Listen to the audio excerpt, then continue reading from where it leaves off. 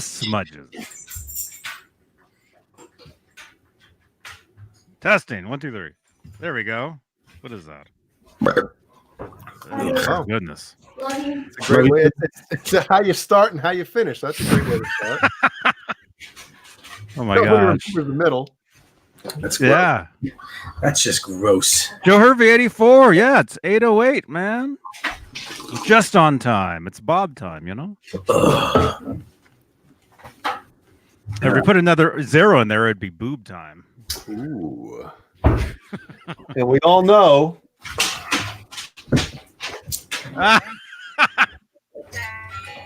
Wow. Hello, everybody. 5:08 out here, where it's still slightly light out. Slightly.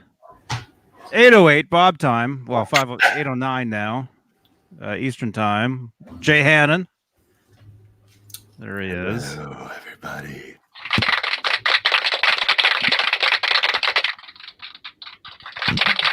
Oh, David Nesdahl.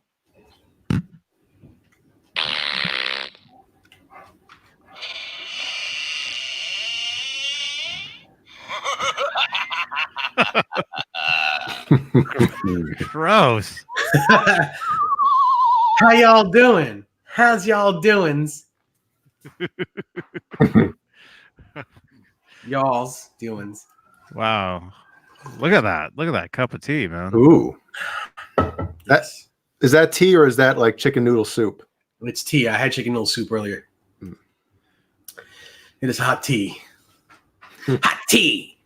Oh what kind? Any flavor? Is it as good as like a Nick Thompson tea? It's black. Black. But it's black. It is. You are. It's a pariah. What is this? Pasadena black. Pasadena black tea. No, because it's not really that hot. It's quite warm, but it's not hot. Wow. What are you guys up to? I haven't talked to you since. Well, I guess Johnny. It's been since Saturday evening, right? Saturday night, Straturday night. Yeah, I think that was a good night, wasn't it? From what I remember, I thought. I know I can't remember it either, but I think I remember it was a good time. Yeah, I think. November 15th, 2019. And before I forget, make sure everybody you subscribe. Subscribe to the channel. Click the bell. It's down there.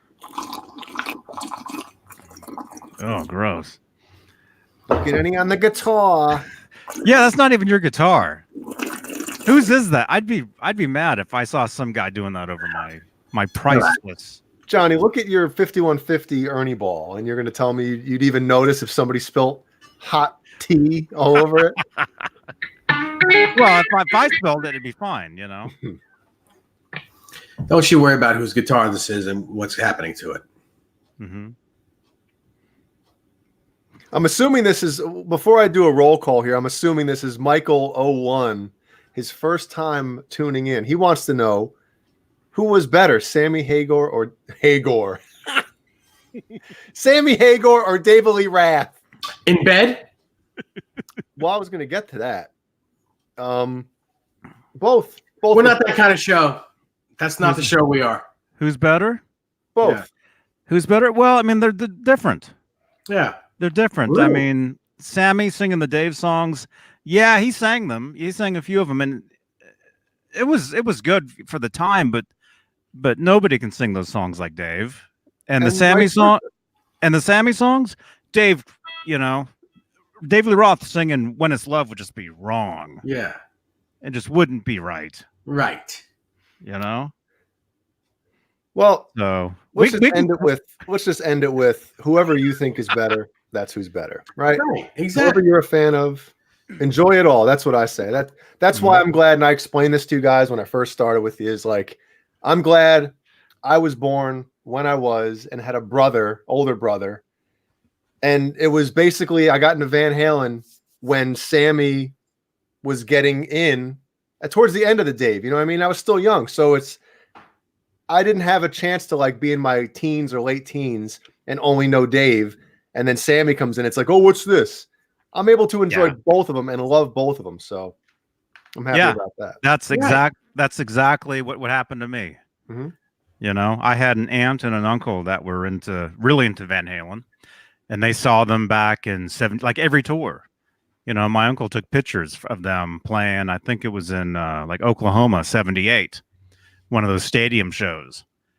Outdoor pictures of Van Halen. You know, I remember looking at those when I was a kid, being like, "Wow, these are awesome." You know, and you know, and the first record I bought was the first new one that had come out, and that was 5150. Mm-hmm. So, but then right after that, I bought Van Halen 1 on cassette, and I grew up on both eras. To me, it was all the same. It was all just Van Halen. Right. You know, great rock and roll music. Mm-hmm. And Ed Dano, when did Freddie Mercury join Van Halen? Eddie Mercury. Eddie Murray, that's Eddie Murray over there, and I'm a #1 fan. Freddie Mercury, he joined Van Halen in 1998, 97. Well, there you go. That's really what that was. That was kind of like Queen, you know, with Van Halen. That's actually a good point there, Jonathan. That's a good point you made there. Mm-hmm. Seriously, it's very it's a parallel thing. Absolutely. Michael says, my dad loved Sammy Moore, but he didn't like Gary Cherone. Well, join the club. And I'll just to, I guess, elaborate on that a little bit is, which I don't think is the right word, but whatever. I love Extreme. But in my opinion, I don't think Gary didn't work in Van Halen. It's hard to, lightning in a bottle once is hard enough. And Van Halen was lucky enough to have it strike twice with Dave and Sammy. Right. And Ernest Elson, you're absolutely wrong. Van Halen did not become a pop act because if you really want to call them pop, if you want to say that, then they became pop in 1984 with "I'll Wait" and "Jump." Or Dancing in the Street. Dancing in the Street. That's right. Diver Down is a pop record. Or Dance the Night Away, even, because that's not a rock song either. Mm-hmm. Well, Eddie and Alex said they hated playing that song. They actually didn't like playing that tune. I saw in an interview. They both said that. Mm-hmm. John BL, this is a very real SG. It's not an old one, but it's a very real 61 SG. With T marks. No, it has no T marks on it. That's been teabagged. I was thinking it's got my ball sack on it, absolutely. But that's why.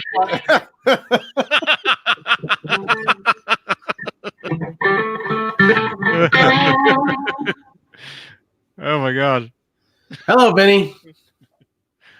Vinny, hey man, good to see you, dude. What's up, Vinny? I'll make a quick roll call. Real quick. Before that, let me. This is something I should have said like a year ago. I have a Van Halen Facebook group, apparently, that I should start promoting. Here's the link right here. Nightbot's gonna spit the link out for you guys. VH7884. Well, that's just for Nightbot. There we go. That's the Facebook group right there. And for right now, don't get mad, you guys. Don't get mad. It's a 78 to 84 era group. Okay, so there's no Hagar stuff in there, apparently. Although I'll probably change that at some point. What happened was somebody created the page years ago. And I know the guy who created it. Long time ago, like 8 years ago, somebody made that page. And then somebody else took it over. They made it a Roth-only Van Halen page. And because of that, it got up to like 12, almost 13,000 members. So apparently they like it the way it is. So I'm keeping it that way for now, and then they gave it to me. So right now it's only, the classic era of Van Halen, but I think eventually I'll work, all things, into that.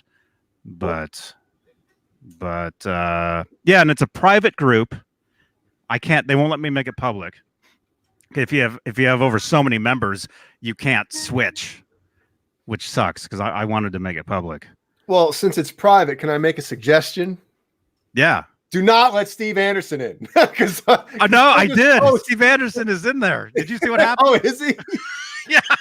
Is all he's doing is posting the Cabo Wabo pictures from the Yeah, I know. yeah, like this is the Yeah, he's in there, and somebody said something to him, and he got mad, and so I don't think he wants to be in there. man. But it's cool. It's a cool group, and like I said, it's I became the admin for it like a year ago, and I didn't even know. I just happened to look in there, and like all hell had broken loose, and I got all these messages saying, "Hey, deal with this." So, anyway, if you guys want to join it, it's awesome. I've been more active in there. Psst, psst. Where is it? We have a guitar question. Oh, okay. So anyway, yeah, you guys join that group, and maybe if you guys are active in there, I'll make some moderators that can take over. What's the question? Riley Morgan asks David Nesdall, should I take off the metal on my Floyd to make it sit on the body? If that's what you want, if you want it to sit on the body, then by all means. If you don't want to, then don't do it. Well, I think he's asking for. Well, we had this conversation on the phone, Dave, a while back. I think he's talking about the I don't know, the metal thing, the fingers on the inside, and that little shim thing underneath. I do it to most of my guitars unless it doesn't need to happen. Most of my guitars have all that crap off. Some of them don't. Like my Music Man has it on it. The guitar sets up perfectly with all that stuff on it. The bridge sits perfectly on the top. The action is super low, so I left it on. Most of the guitars, if I can't get the action low enough, that's the first thing that happens is all that stuff comes off. Yeah, that's just it. I have it all off if I have a bridge floating too. That's fine. It just allows you to pull back even farther because all that stuff's not in the way. Mm-hmm. Riley Morgan, right? Yes. Riley, you tagged me on Instagram, right? Last week. Let me see. It was pretty cool. Let me see if I can find it. Well, what you find it, just to add on to what Dave's saying is, if you the action on that guitar is perfect, then I wouldn't mess with it. But if you feel like the action's a little too high, that's something you could give a shot. Because I tried it with the Japanese Wolfgang back there in the case. I tried taking the fingers shim out, and it sat way too close, and didn't work. So I had to put it back in. Mm-hmm. It was weird. Yeah, it just sat like the D-Tuna was sitting on the body. I couldn't have it. Couldn't have that. The D-Tuna. D-Tuna. I love the D-Tuna, man. And Tony. I'm going to give you guys all a public service announcement also. It's getting to that season, or we're actually in the season where you should really get some humidifiers going in your guitar rooms or wherever your guitars are. Because I've got 3 guitars that within 2 days, the fret sprout has happened. Because it's so dry from the heat in the house. We have the heat on because it's so cold out. And the guitars that were sitting right in front of me no longer sit right in front of me. They're over on this side. They're over behind that couch now. They're far away from the heat. And I have a humidifier going. I don't know if you can see it. It's behind that amp somewhere. But I have a humidifier going over there to put moisture back into the guitar so the fret sprouting goes away. If it happens, it should go away within 3 or 4 days. So, and you should keep the guitars humidified through the winter. And you don't have to buy anything expensive. All you have to do is get like a vaporizer, like the ones that you get when you're sick and you're congested. You just get a vaporizer, a cold water vaporizer, and you fill the water up once a day and let it go next to your guitars. Just let it do its thing next to your guitars, and they will get nice and humidified. So That's just a public service announcement. Yeah, I can talk. Public circus announcement. Public circus announcement. This. Now, do guitars like because the Vicks makes a humidifier? Should I use the Vicks insert so they smell like mint? No. Oh. No, you know why? Because I've got because then the water at the Vicks will get on the guitar. You don't want that. I was just thinking. I know you are, but I'm just I'm trying to diffuse that. Those are jokes. Yeah, trying to dehumidify. Those are just jokes. Yeah. But hey, let me where's your name?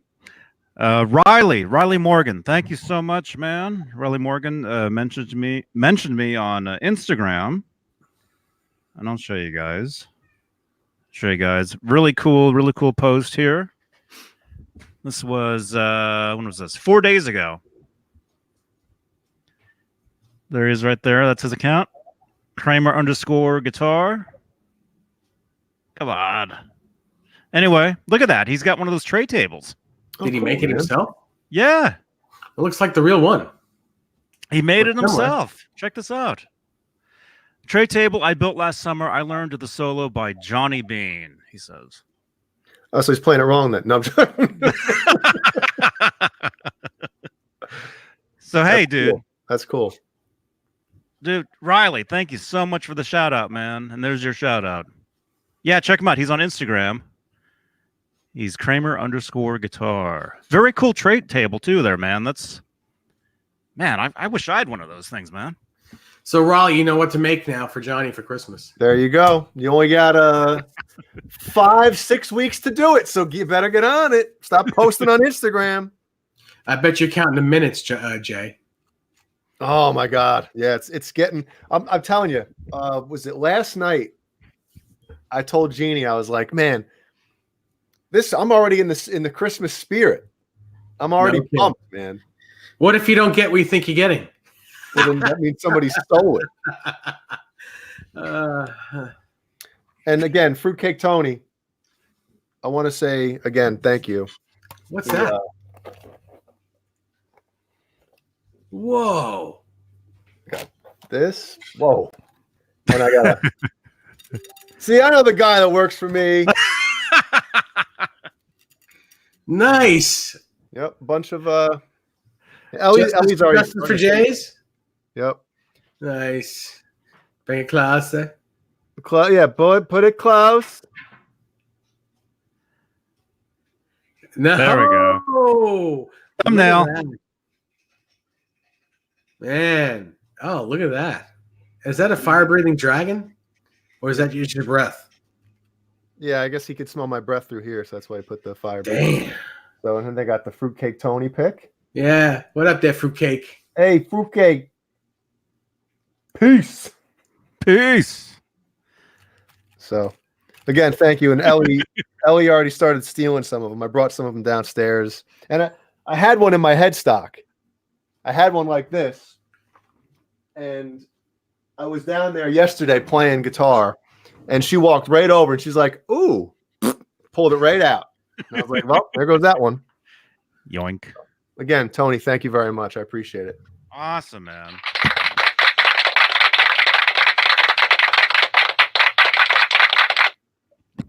Very cool. Yep. That's nice. It's very nice. Yeah. Oh, did you do roll call? I did not. We want to do that? We got 83 people watching this. Oh, I can't read 85. 85 now. I can't read all these names. Well, Fruitcake Tony says, Dave, most of my guitars are out on stands at certain times of the year. Why do I find the tuning all sharp? That goes for me too. It depends on how cold you keep your house, how warm you keep your house, or your apartment, or wherever you're living. If it's generally cold, it's gonna tune sharp. Mm-hmm. Well, not that, but yeah, I've got some guitars in that guitar more back there, and I've got 3 guitars that have the neck sprouting, fret sprouts. So you know what you can do if you don't have a humidifier, if you have a fishbowl, fill it with water, and put it in there with the guitars, or if you have any type of bowl, like a vase or something that's that's not going to spill, just put the water in there and close the doors, and it'll evaporate into the air, and it'll do the same thing. Not as quickly, but it will. Just put all your guitars in the bathroom, leave the toilet seat open. Or like after you take a shower, leave your guitar in there for like 3 or 4 hours, because it'll be really wet in there. Ooh. Yeah, I can't leave the toilet seat up anymore because of Ned. Right. I didn't know that with a cat. You leave the toilet seat up, and next thing you know, there's paw prints all over the toilet seat. Mm-hmm. David Scher asks if I still have my ESP snakeskin Lynch. No, I don't have it. A very good friend of mine wanted it way more than I did, and we made a great trade where we both made out pretty well. Well, you made out, huh? No, he's talking about the guitar. Yeah, I am. Not what you did to get the guitar. I didn't do anything to get it. Oh, well. So wait a minute. What guitar did you get? That one? I got the Steinberger and 2 builds, the flame guitar and the Lynch guitar out of it. Yeah, see, that sounds like a damn good trade to me. I think so. Yeah. And so did the gentleman that got his, because he really wanted it. It didn't matter to him. He wanted that guitar that bad. Yep. Speaking of guitar picks, I still have to send yours out, guys. I apologize. But our buddy Cameron. Oh, Cameron Brown in the house. Cameron. He's watching. Bless you. I don't know. Bad Cameron Brown. Doing on my baddest man in the whole damn town. There we go. Nice. Man, those are slightly larger Jazz 3s, right? Hmm. No, those aren't Jazz 3s. They're slightly larger than Jazz 3s. Open your ears. They look a little different. Hold on a second. Let's compare them to A Jazz 3? That's what I'm trying to find. I have so many guitar picks up here. Well, these are flows. Whatever the hell the flow is. See? They're the Dunlop flow. I think his are like 1.14 or something. They're the exact same pick as that one. Let me see. John B.O. Where the hell? I got Jazz 3s around here somewhere. Joe Hervey, what's the matter? No one wants to help me, he says. What's the question? I didn't read your question. Fruitcake wants to know. All right. What's Joe where can he get one of those? I don't see what Joe Hervey's asking. I have no idea. He said something about heat. I think he's in heat. Oh. Upside down. Well, he's calling upside down sexy. So. Oh, there we go. My guitar rack is near my window. We crank the heat in the vents that are above the rack. Should I move it? I would. Mm-hmm. I'd move your guitars away from any type of heater or baseboard heating or, yeah. Yeah, especially if it's blowing like directly on it. That's never good. Yep.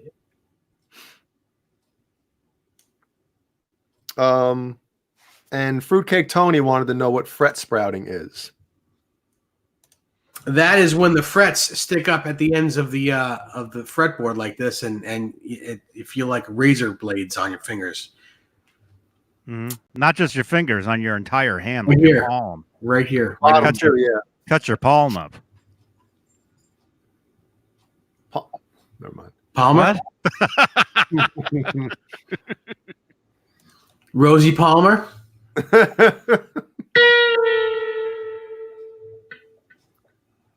Questions here. I'm looking at these flows. What causes it, Fruitcake Tony? Dryness.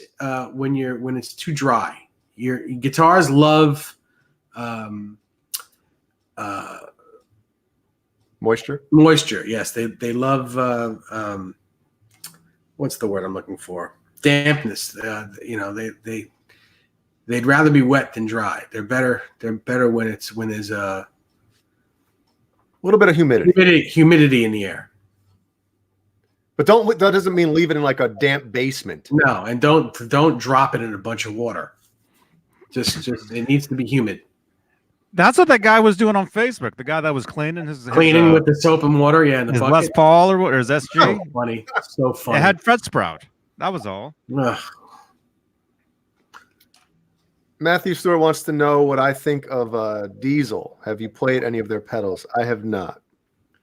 And I don't know if I've played any of their amps either. But Diesel amps are killer. Yeah, I've heard they're great amps. They're very good. They're Diesel.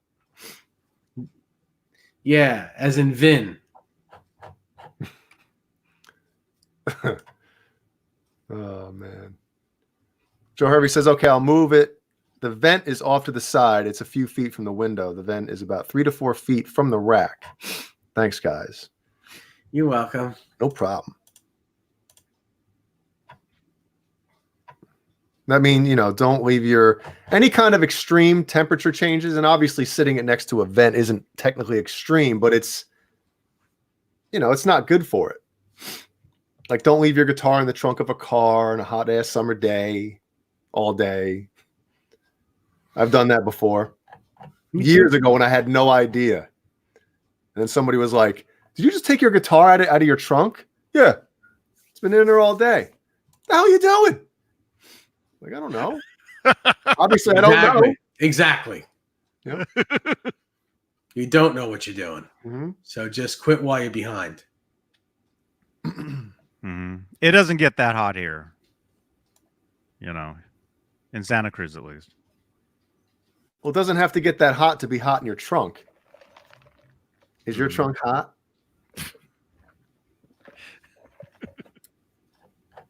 Joe Harvey, don't feel stupid.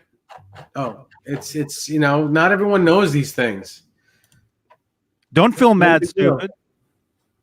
I think leaving a guitar in the trunk of your car on a hot ass summer day is dumber than leaving it, next to a vent or something. Like, yeah. I mean, look at me. I left my guitars in front of my vent, not thinking that, oh yeah, I just turned the heat on. Not good. And within like 2 days, it happened, like real quick. And it happened on 2 guitars that has stainless steel frets on it, which are even harder to take care of. Oh no. Yeah. It happened to my flame guitar and my EVH Wolfgang.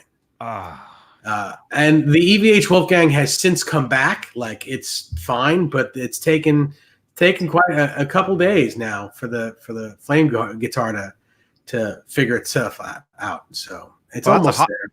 That's a hot guitar. I know. The frets should have fallen off already. Well, that guitar shouldn't get cold. I don't know what the hell the problem. Soda says, are aluminum necks stable? No, they are not. And they're super hard to keep in tune because 1 minute they're freezing, and then when you're playing them, they warm up and they go out of tune. Do those things get fret sprouts?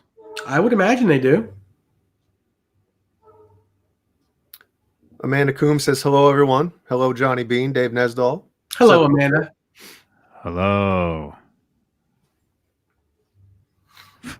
Hello. Want a lick? Psych. Is it snowing up there? It was the other day. Huh? For you? Yeah. Oh, wow. No, I keep seeing all these, I've got all these Canadian friends, and they keep posting stuff like snow and stuff. And are they like, do they never mind. So much snow. Oh my gosh. Wow. Yeah, I think we got like 3 raindrops yesterday. They fall on your head? Not mine. My friends. My friend and I were walking, and he's like, "Oh, I think it's gonna rain." Although it didn't. I think it rained slightly up where possibly where Shauna Marie is. I think it might have rained up there. Not down here though. Music Therapy Laz says, hello, everyone in the chat, and goodbye. Laters. Bleh. See you, man. Hey, nice talking to you. Music Therapy Laz. He's been really active in the Ding. Oops, wrong button. In my very active in the Discord. And I like to see that. I like to see people over there posting stuff and having a great time. And that reminds me, I tagged all you guys in a tag last night. None of you guys probably saw it, huh? It's on Discord? On Discord. No. It's a pretty interesting guitar. Very, very interesting. Actually, I tagged Steven Anderson too, and I don't think he even saw it. John BL, did you see it? I didn't tag you. I should have tagged you. Or maybe I did. Somebody on Facebook posted a very, very, very interesting. Did I say very? No. It's very interesting. Oh, let me look. Halface posted the tray table patent in the Discord. Thank you, Halface. Oh, so Riley's going to get busted. Ooh, I'm telling. Eddie better not see that. I posted it under custom guitars. Where is it? So many freaking things. It's very cool. Custom. Wait, John Beal, I did tag you. Are you in here? There you are. I see a thumbs up. Joe Hervey says, tag me. Tag, you're it. Tag. Joe Hervey, are you in the Discord? We got Mickey. Mickey's in here. John Beal's in Mickey, here. you're in here. Upside Down is in here. Upside Down. Anyway, how can I show you guys this? Here. I'll do this. Let me know if any of you guys have ever seen this. Apparently there's a story behind this. I can pick my nose now. Yeah. You guys go ahead, pick your noses. Get picky with it. I farted. Pick your noses. I don't know how I can I show that? Oh, what is that?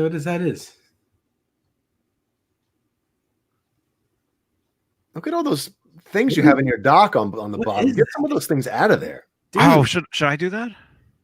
Yeah. Is that too much? Yeah. Drag them out. Push him out. Shove them out. Way out.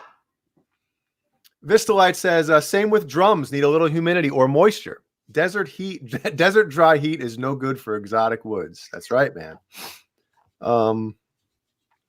Sean Zimmerman says, no, leaving your kid in a car is dumb.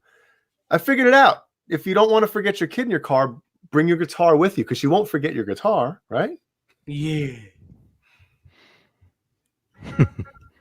Amanda's in the Discord. Music Therapy Laz is here. Here, Amanda just posted this. Amanda Hug and Kiss? Yeah. Amanda just posted this in the Discord. Yeah, Dave looks so enthused to be on, man. Well, I mean, look who's with me. Oh, man. Yeah. Yeah, that was craziness. And yeah, we got some comments about the other night. Really? Saying how, yeah. Somebody left a comment saying that that the show is unwatchable now. Oh, that was me. Sorry, that was me. That was you? Oh, okay. Yeah. That was my burner account on there. Yeah. What else did I say? Just basically how it's just a bunch of stupidness. Mm-hmm. Only you could stop that, Johnny. Did I say anything else? Well, the comments there. If you go to the comments section under Tuesday's video, and you'll see it. Yeah. What was I saying? Thank you, Riley. Thank you, guys. There's a lot of comments. Thank you. A lot of comments. Oh, that reminds me. I made some notes. how many? We got 87 people in here. You guys, after we're done, okay, when this is a video on demand, a VOD is what they call them, leave comments down below. Like, let's say later tonight, let's say tomorrow, let's say if you're watching this, next week, drop some comments down below, and we will read those comments on the air next show, the next time we're live. Which I think that's a good idea. I was sitting here last night and a light bulb went off. Didn't I told you that months ago. Oh, was that your idea? Yes. Like comment of the week. Like, read somebody's comment on the show. Yeah. Oh, and like yeah. What else? Pin. Well, yeah. We've tried different things, but yeah. Leave comments below. Maybe we'll pin a comment. We'll pin the best comment. Mm-hmm. But look at this, you guys. There's a pretty interesting story behind this thing. The hell is it? It's something. Soda. Mancuda is not gone. He's only gone until Tuesday. He's coming back. Yeah, there's one negative comment, and we fired him. Wow, look at that. That's something else, that thing. Mm-hmm. Log into the Discord, and you can read all about it. Nah. You don't want to hear about it? No. Okay. Well. All right. So the story behind this, I guess I'll tell it. Where can I find it? Tuesday. I'm really partial to Wednesday, actually. Saturday. Sunday. Okay. This was posted on Facebook, and here's I'll read you the what do you call it? Bless you. No, I was coughing. I'll read you the words. Okay. Apparently, this guitar, it's part Eddie and part Sammy. Let's see. The guitar, the strings, the hookup is what they're saying. So I imagine they mean like the jack. The strings and the jack and the whammy bar are off of Eddie Van Halen's original guitar he played on the Carnal Knowledge tour. That's what this person is saying. I don't buy that. Sorry. And well, I'm not done. Okay. And once I'm done, you will buy that. We'll see that guitar on your wall later on. Let's see. The frets, the shape of the guitar was Sammy Hagar's idea. Sammy and Zeke designed this guitar back in 1992. The guitar was made by Bob Taylor from Taylor Guitars in San Diego. And the guitar was played by Sammy Hagar on the last show of the Carnal Knowledge tour in 1992. So, Dave. yeah, see, the guy who was leaving comments the other day, look what Nesdal's doing on here. He's just as guilty of screwing things up. Oh yeah, sure. Okay, so anyway, this is Sammy Hagar's guitar. Sammy signed the guitar, and it was played on the last show on the Carnal Knowledge tour. And according to this poster, the whammy bar was taken from Eddie's guitar. Just the whammy bar, or the tremolo system. That actually, it could have been maybe the tremolo itself. That does actually kind of look like a Music Man tremolo. Does it say Godo on it? You can't tell. Because the one that was on Eddie's guitar always said Godo on it, unless it was a real Floyd.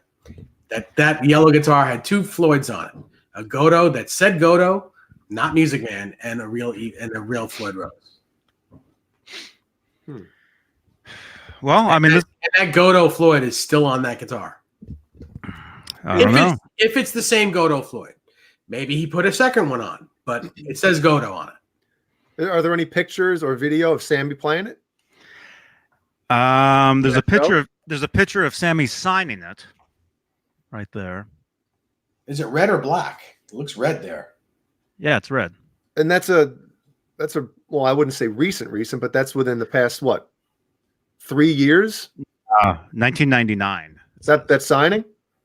Oh, he had short hair back then? I guess he did. Yeah. He had super short hair. Remember, he got his hair all cut off on Jay Leno Oh yeah, in like 90 for Locks of Love or one of Locks those. of Love, yeah, like 97 or something.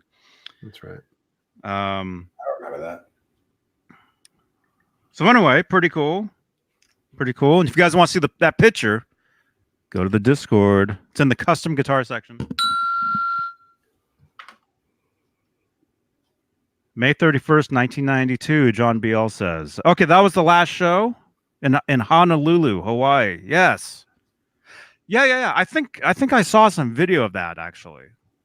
One time. Just like a clip. And they had like a bunch of like what do you call it? Like dancers on stage with them. Like Hawaiian dancers. So who owns the guitar now? Possibly the guy who posted that. I mean, I'm not going to say his name on here, but possibly. I wonder how he got it. I don't know.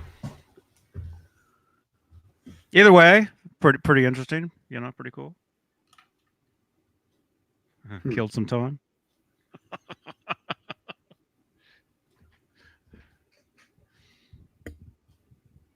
You want me to read that comment? Sure. The comment of the week, Johnny? Where is it? You told me to look for it, and I found it. Huh? On Tuesday's video. Oh, okay. Yeah, go ahead. Well, I gotta say, I'm looking through. There's a pretty good amount of comments on that show, and every other one of them is positive. But the comment of the week is from Scott T, and it's these videos are becoming unwatchable. RIP headphone users with the stupid sound machines at random for no reason. I'm wearing headphones. It doesn't bother me. What is RIP headphone users? Like rest in peace. Like, you know. That means a lot of times when you're wearing headphones and you're watching a video and you get some random like noise out of nowhere. Yeah. Or like normally it means if the volume gets way too loud, then it blows your ears out. That's what that usually means. Yeah. And why do you guys think it's funny to interrupt each other for sport? Someone will be telling interesting facts about a band or guitar, and you guys harass them until they just stop so you can go back to telling dick jokes. Hold on, what a sad decline for what used to be full of interesting and educational info. Yeah. I owe that guy $5. It was me, I told you. Actually, blast you. It couldn't have been me because I'm the one who I don't want to take full credit for it, but you know. Yeah, it's your fault. We all have these things. I know. Does anybody else in the chat not like the sound machines? Or is it only it's not just the sound machines. It's the real farts? The real noises? Well, Joe Hervey says we need more girls, to be honest. On here or just in life? As I read that, my wife sent me a text message. Do you want an apple pie? Ooh. As long as it's warm apple pie, I'll take it. Or just hair pie. How about no hair pie? See, I didn't say that.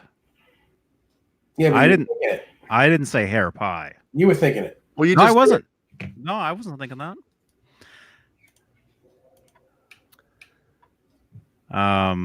That sounds good though, man. Apple pie? Hair pie? Sure. Well, if it's let's get some guitar questions then. If Scott T wants to hear more guitar stuff, which of course we all do. Did he say guitar stuff? I don't know if he just said useful information.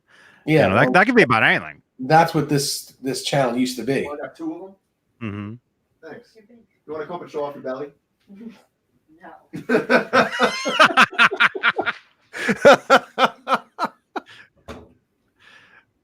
No. No. Wow, look at that. Ooh. It doesn't look actually that appetizing with the light on it like that. I can't even see it.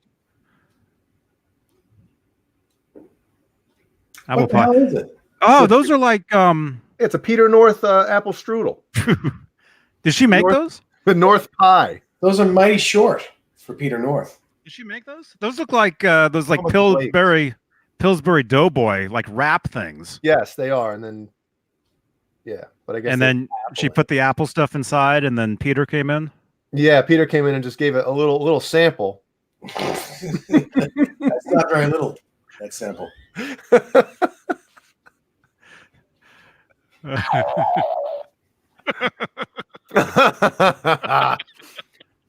Fruitcake Tony says, why do a lot of guitar players I see greatly loosen the low E string after the last song of a performance?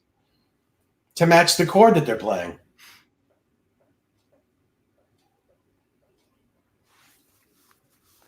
Huh? What was the question?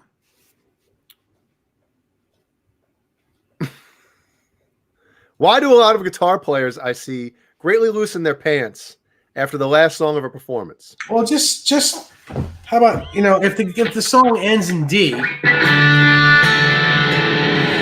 Wait, D chord. Yes, that sounds cool. Yeah, they do that. Yep. Huh? I've never seen anybody do that.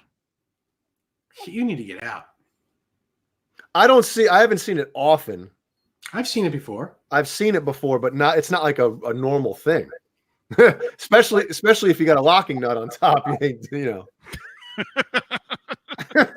Oh, yeah.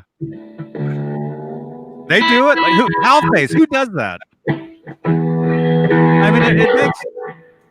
I mean, it seems like a cool. Yeah, what Dave did is cool. That sounded really neat. Seems like a cool trick or something. Or it adds. It adds to the. Adds value. Adds to the ending, I guess. Yeah. Well, have you guys seen? John, you've never done that before? You're telling me you've never done that? What? Never mind. Huh?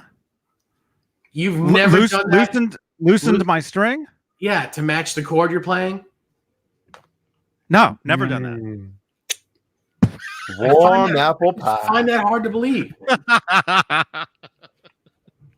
Boner Jams, Boner Bonanza. Boner Jams is here just in time for warm apple pie. I'm a testosterone-filled universe strumming beast, also known as the moistener. I can pick up Jay's SR's V and Gilbert Grape's mom combined. What? Can I get a hallelujah? Hey, gents. Boner Jams. Thank you, man. Johnny's like, did Boner Jams get a new Ibanez universe? Did he just get a multicolor universe or something? Not yet. But I sent him. He was telling me today that he's like, man, I think I want to get another guitar soon. So I'm like, well, what are you thinking? Like an Ibanez or Jackson or something? He's like, I don't really know. So I was like, well, if you're thinking about getting an Ibanez, why not? If it's a 6-string.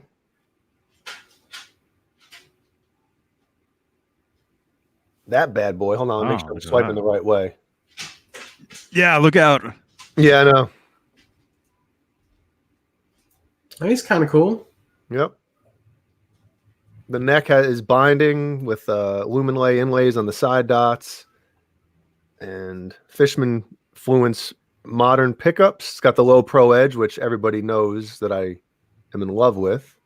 So basically, you want that guitar. If I wanted another 6-string, yes. But it's beautiful. Very cool looking guitar. And speaking of guitars, I know neither one of you are Slayer or Kerry King fans. I heard about this. Yeah, but Kerry King switched from Jackson, or I'm sorry, BC Rich, Jesus Christ, BC Rich to Deane, and he's having a limited run of 50 handcrafted Deane USA guitars available. Look at that price. They're going to have 50 of them left in the warehouse because who's going to pay that much for a Deane guitar? First of all, there aren't that many Kerry King fans, and if there are, they don't have money. I don't get it. I don't get it, man. That's a lot of dough for any handcrafted, any model guitar to spend.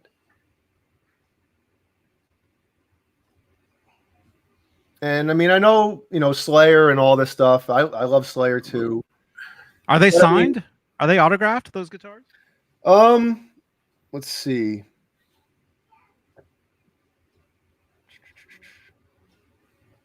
I apologize. I'm trying to find it here. Yeah, zoom in on me so I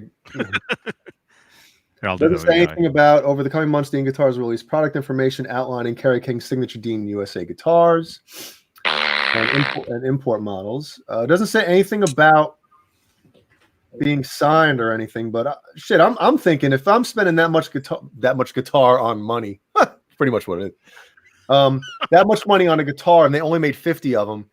Give the buyer a chance. Like, hey, I want it signed. If I'm going to spend that much money on a guitar, on a signature guitar, and I want it signed, he better sign it. Yeah, well, a Beatle better sign it. A dead one. That's what I'm saying. It's just that's a lot of money, and I wish I could. Who cares about Kerry King anyway? Who cares? Here's the. Well, you're not a thrash metal fan, so of course. No, but that is an ugly guitar. Yeah, I'm not a fan of it either. But what about thrash metal and fun riffs?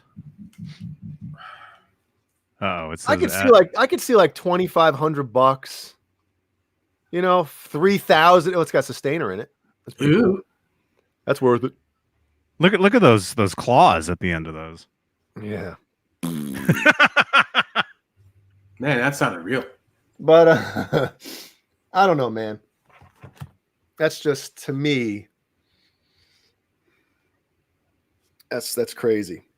That's just too much. Yeah, Ron, I'm with you. I don't care for it either. And that's fine. I get it, but I'm just saying. I know. I know. Even as a Slayer fan, and I'm not, a huge Kerry King fan as far as his lead playing, because I was able to play leads like that, within the first year of playing guitar. It's just like, hit any note you want. But zero interest in spending any kind of money like that on a guitar like that. It's just insane. Insane. I mean, $8,000. Almost $9,000. Soda and Milk says it looks like an earwig. Looks like a bat. Ruffalo says that's a lot for a guitar, but $1,200 for a phone is okay. Well, I mean, think about it. We use our phones nowadays for everything.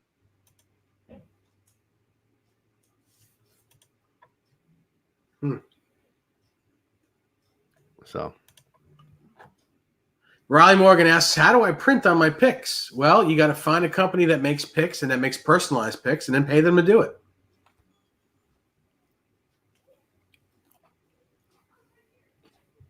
What's the picks that you use, Johnny? In Tune? You don't say. I think a lot of the pick companies nowadays are doing, like these are Dunlops, the Cameron Brown ones. Yeah, but he's an artist. He's an endorsed artist. But a lot of these companies won't do them for anyone. Well, yeah, he didn't pay for these. But he's an endorsed artist. You can go to Dunlop. I've been on there. You can go there and get custom picks. You just got to pay for them. But you got to pay for them. He doesn't have to.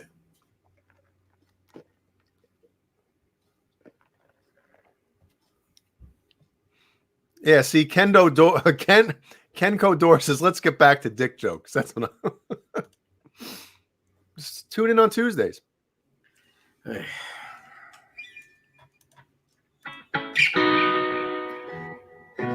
Matt says, did you hear about the guy that bought all of Dave Mustaine's guitars for sale on Reverb? Yes, I heard about that. So Dave Mustaine from Megadeth, I don't know how many guitars total he was selling from his collection, but he put them all on Reverb, and some guy went on and was like, I watched a little blurb with him, and he's like, I had to make like one of those quick, life altering decisions at that moment. And he was like, screw it. And he just bought every single one of them. Which I think is a crazy thing to do. But shit, if you got the money and you love Dave Mustaine, why not, right? Mm-hmm. Yeah. Brian Eberhardt asks Dave, "Have you ever played an FU Tone Floyd type bridge?" Yes, I have. I've played them a few times, but the latest time was at the Music Zoo the other day on a Charvel that had FU Tone parts on it, which was the FU2 bridge, the big block, the titanium saddles, all the 9 yards. There's a yellow one there, a pink one, a blue one, a black one. They're about I believe, don't quote me, but it's either $2,600 or $3,600. I can't remember. Wait, for what? For the Charvel guitar. I think you're talking about for the no. No. Tone Floyd. I know. I was gonna say, aren't you a dealer? Yeah, I'm a dealer, but don't quote me on this price because I don't know. I'm talking about the guitar. The guitar was that much money. The Music Zoo one. Yes. Right? Yes. And Eduardo asks if I've ever played a Frankie replica. I've probably played 20 of them. Yes. So how would you say that the FU Tone Floyd bridges or the trems are as good or just as good? They're very good. Yeah, it's good quality stuff. Basically, it's basically a Goto that's modified by Adam. You know, it's a little bit different than a regular Goto, but it's pretty much like a Goto. It's good quality. Godo or Goto? Yes. You said Goto and Godo. No, I didn't. Either one. Yeah, you did. Yeah, you did. You said, dude. Goto. Goto, and then you said Godo. Yeah, same fucking thing, dude. This is the stuff that I miss. I love the bickering between these two. Man, it's just sometimes it's annoying, especially when I'm not feeling well. It's like you get on my last nerve. Mm-hmm. It's enjoyable for me. I like watching it. Yeah. Yeah, people love it. The Charvel Custom Shop FU Tone Loaded San Dimas Satin Frost. Okay, I'm looking at one of them. Eduardo asked if I owned one. No, I would never pay $25,000 for a guitar that I can build for a lot less. Exactly the same. Yeah, but the other ones are official. I don't care how official they are. Shouldn't be 25 grand. I'm sorry. There's a Satin Frost Pink Music Zoo exclusive. That's the FU Tone Loaded San Dimas. Yes. $3,699. There it is. Yeah. Well, speaking of the FU Tone bridge, They're all satin finished as well. is Caleb still in here? I saw his name earlier because his Bumble nerd guitar, his Bumblebee, has a gold, if I'm not mistaken, a gold FU Tone bridge on it. Mm-hmm. Oh, yeah. Let's see. I can show that. Let me bust into my Instagram. Jay, did you see I tagged you on an Instagram thing earlier? Something? Let me check it. It probably has to do with Ibanez then? Probably, yeah.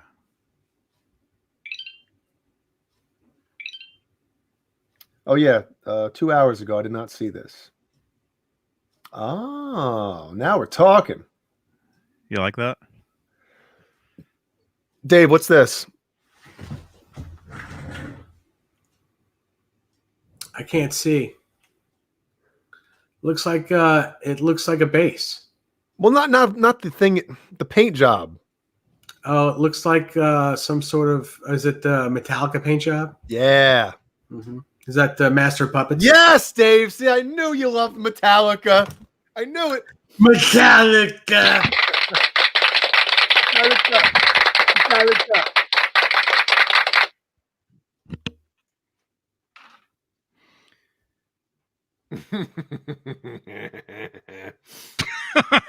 Owner Jam says, Pimp Hoodie 7/8. What does the downstairs look like tonight? Are you talking about like down here?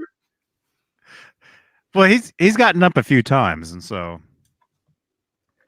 he had to get up to go get that apple pie. Yeah, I think Jeannie's gonna bring me another one because these are friggin' damn good. Those, yeah. Those look pretty good. Matthew Stewart says, I'm trying to use a distortion pedal as a preamp. When I plug into the return, the noise is horrible, even with the pedal volume off. Any suggestions? If you're plugging that into the effects loop of your amp, that is not where to put it. You know, plug your guitar into the pedal, your pedal into the front of the amp. That's the way you do that. Mm-hmm. Yeah, you want to use the effects loop for like chorus. Yeah, any type of modulation. Chorus and the delay is really good.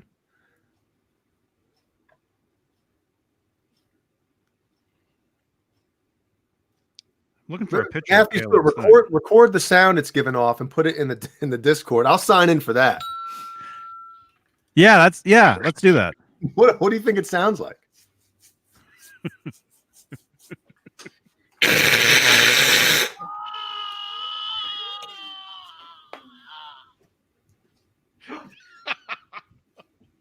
Oh, you want to come up and say hi to everybody? You got to be quick though. Yeah, Matthew Stewart, I think someone's messing you. It shouldn't go into the return of your amp. No distortion pedal should go into return. Beautiful car. Beautiful. Whoa. Ellie. You're getting so heavy. Yeah. Look who it is. Oh, like Ned. Ned's getting a belly. Ned's getting heavy too. Look. Hey, Ellie. Now she just sees us. Oh. Ellie, look. What are you trying to do? Say hi. Say hi, Johnny and Dave. Donnie and Jave. Oh, you shy.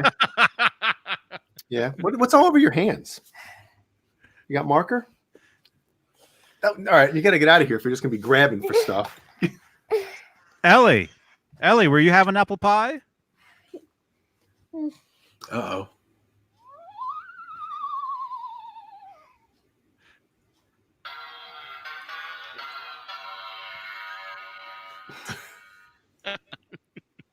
All right, one more. Where's the fart? Where's the fart on this one?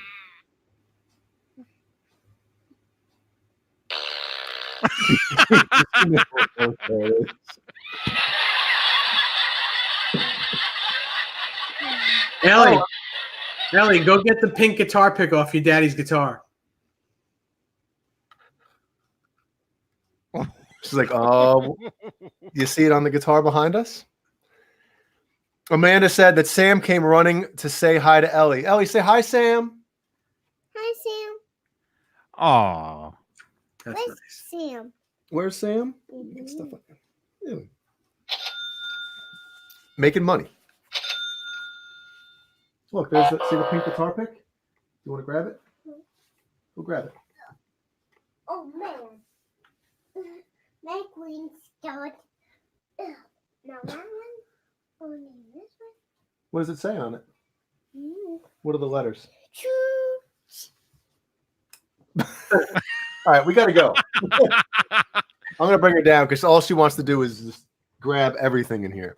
She's got the pick throwing down. Yeah. That's cool. There you go.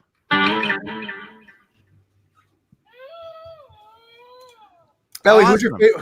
what's your favorite band right now? Where's that door? Yep.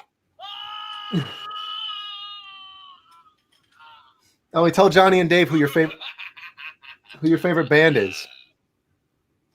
What? She's gonna say Slayer. No. Right now it's who sings. Wait, I got an idea. Ellie, who's this? Ready? It's Anthrax. That's right. Don't play it. Don't play it. Don't play Why it. not? You want Daddy to play? She knows we'll get flagged. Yeah. She's like, you play that song and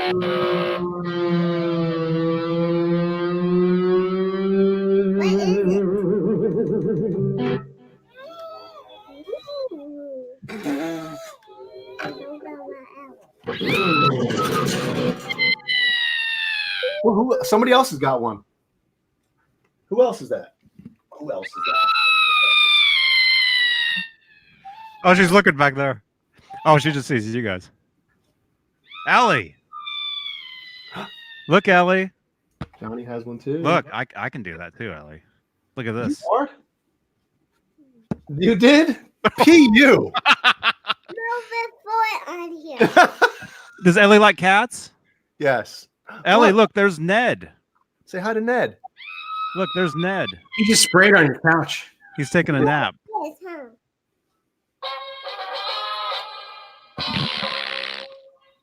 All right, you ready? We're gonna bring you downstairs. Say bye. All right. Say bye, everybody. Sorry, Scott You want a T. Cameron Brown pick? Cameron, you're gonna have to send me more picks. Yeah, Oh, you get one, and you get a Nerd Halen pick too, oh man. Yellow pick. and a yellow pick. There you go.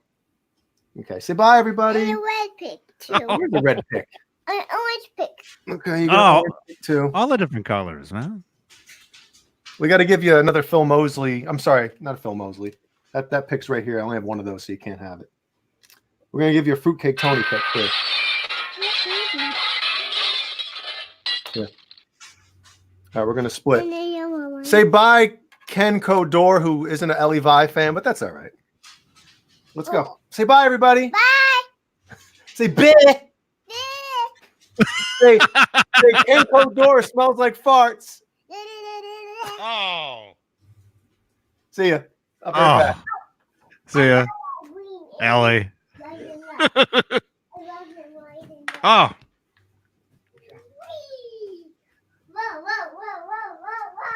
Ellie Vi Hannon, everybody.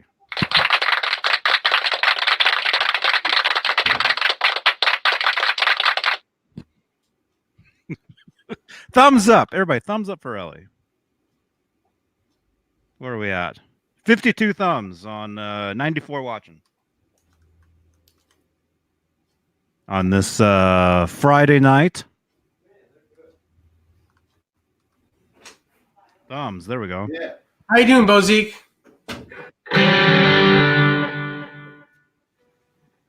Bozique. Good to see you, man. I'm back. Hey.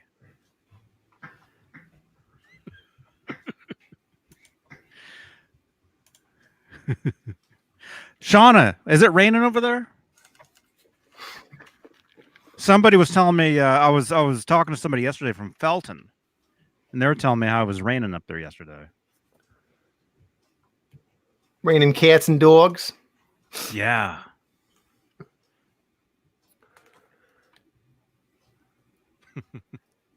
So a buddy of mine told me to check this band out. And for the past 2 days, I've been listening to their first record, which is the only good one so far. But if anybody's a fan of like that 80s rock type stuff, check out the band. They're called Heat, Heat, and they're from Sweden. And I'll show you the album cover if I can zoom in on it. Let me guess. They all have blonde, long hair with big what? big, stupid hair. Well, here's the album cover. This is their self-titled debut. It came out in 2008.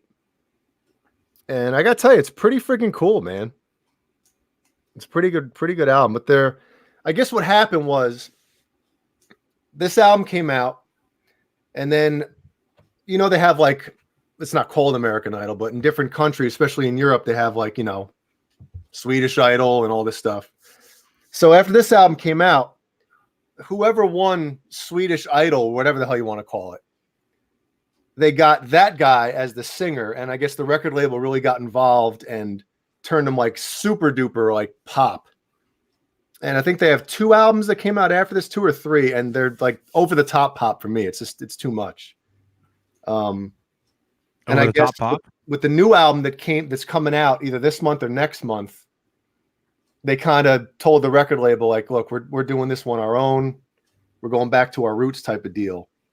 And they released one song from it, and it's actually pretty good, pretty on par with their debut album.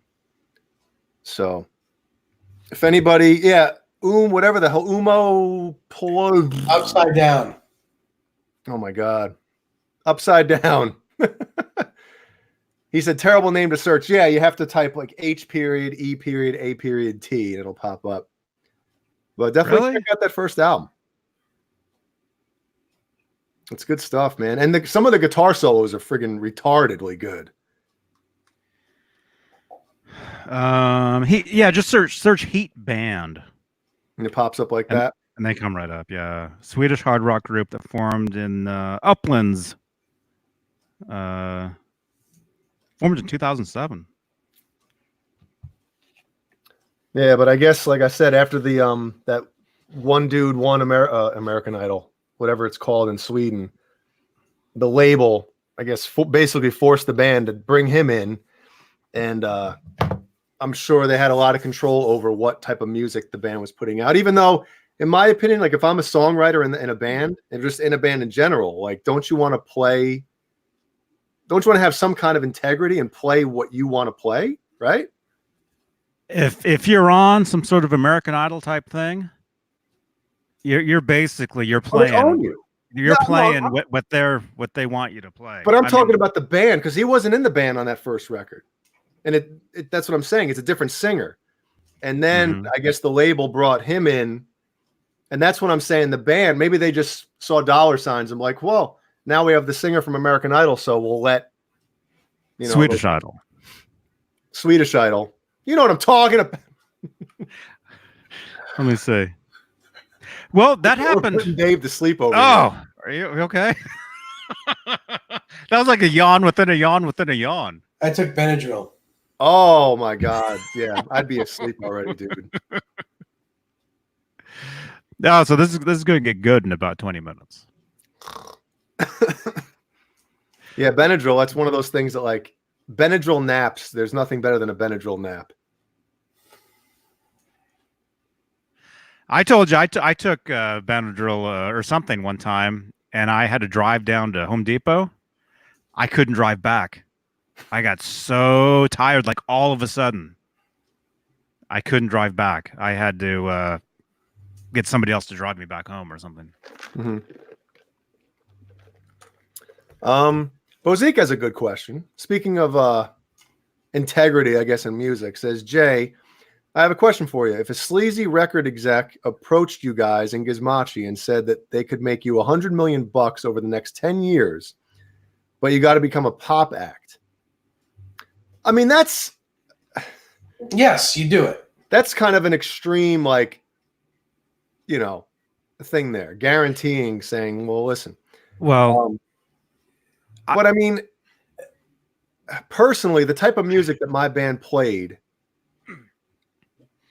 if it was about making money and becoming famous, we wouldn't have been playing that kind of music. You know what I mean? No, and also the scene changes, like especially nowadays. Every couple years, you never know what's going on 10 years from now.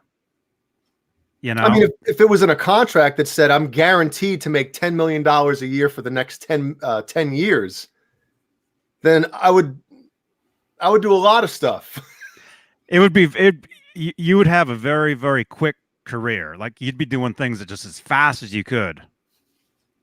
You'd be making record after record after record, like not even every year, like maybe a couple times.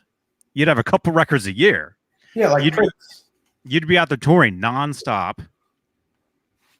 And then, that's when things get, it gets too heavy, too fast or whatever. Next thing you know, the bass player, was gone. Drummer quit, and it's basically you and the singer left.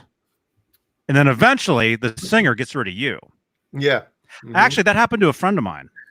A friend of mine is actually, he was the bass player in a band called Third Eye Blind. Oh. And do you guys know what happened to them? No, but I've heard of them. Oh, they had huge hits in the 90s. Huge. They're a Bay Area band. Basically what happened was the singer got rid of the rest of the band and took over like the band name and just sued like everybody. Like even though the bass player co-wrote those songs, like Jumper, like those songs. Jay, you know those tunes. I don't know them by name, but if I heard anything of them. Yeah, just think Third Eye Blind. Yeah, 1997, 98. Think about those videos on MTV. They played them nonstop. Mm-hmm. But yeah, Stephen Jenkins, the singer, basically what he did was he fired everybody else, and they've been in legal battles with him for 20 years. Jesus. But the bass player is actually, he's a good friend of mine. And he actually, did he play? He played, I think he played on a Jason Becker track. I don't know. I think. I was there. I was there when they met. We went to one of the screenings of Jason's documentary, and hung out with Jason afterwards. Anyway, but yeah, what I was saying though is yeah, the music business, you know, especially these days, it changes all the time, and you know what's happening now, 10 years from now is. Well, a few points to that, and you are right, but I watched a little interview with speaking of Anthrax, Ellie's new favorite band. I watched the interview with the drummer and guitar players, Charlie Benante and Scott Ian, and they were talking about you know, just like from when they first started to kind of like, you know, in the early 90s when like Persistence of Time came out, which is my favorite Anthrax album. And they basically said, like, you know, when you start a band, it's all fun. And then once you hit like a certain level of success, you're a few albums in, it's not fun anymore. It's a business. And like so many things kind of take over, and stuff you had fun doing earlier in your career. Because when you're starting out, when you're, you know, playing in a band, starting out, all it is about playing and trying to get your name out there. And it's all fun. But once you start selling records, man, and there's a team behind you, and it turns into a machine, it's a lot different, man. You know? Yeah. And not that we ever hit any level of success like that, but I mean, I saw it personally. Like, you know, there was a guy in the band that, I mean, the second we hit the road, it was like the ego. And I'm like, dude, he sold like a handful of records. Like, what is going on? And it's amazing how some of that stuff can start to happen. And then, you know, like I've told you guys before, once we stopped touring, and basically the band like went on hiatus, I literally stopped playing guitar because I felt like playing guitar growing up and learning guitar and playing in a band, it was fun to just play guitar, right? When it's just about fun. But when it ended up turning into almost like a job, when the band kind of ended for a while, it wasn't fun anymore. You know what I mean? Does that make any sense? I just kind of fell out of love with playing guitar because it turned into a job. Well, because there's so many other things going on. It's not just about the music, even though you say, "Oh, it's all about the music." Once you know, anybody has any kind of success after that, it becomes so much more than just the music. The music is you're expected to make, you know, hit song, like every song's got to be a hit. Mm-hmm. You know, depending on the band, I guess, depending on if you want to get on the radio, and because that's where it's at. If you can get on the radio, you're set. Mm-hmm. You know, and it's impossible to get on the radio for anybody else.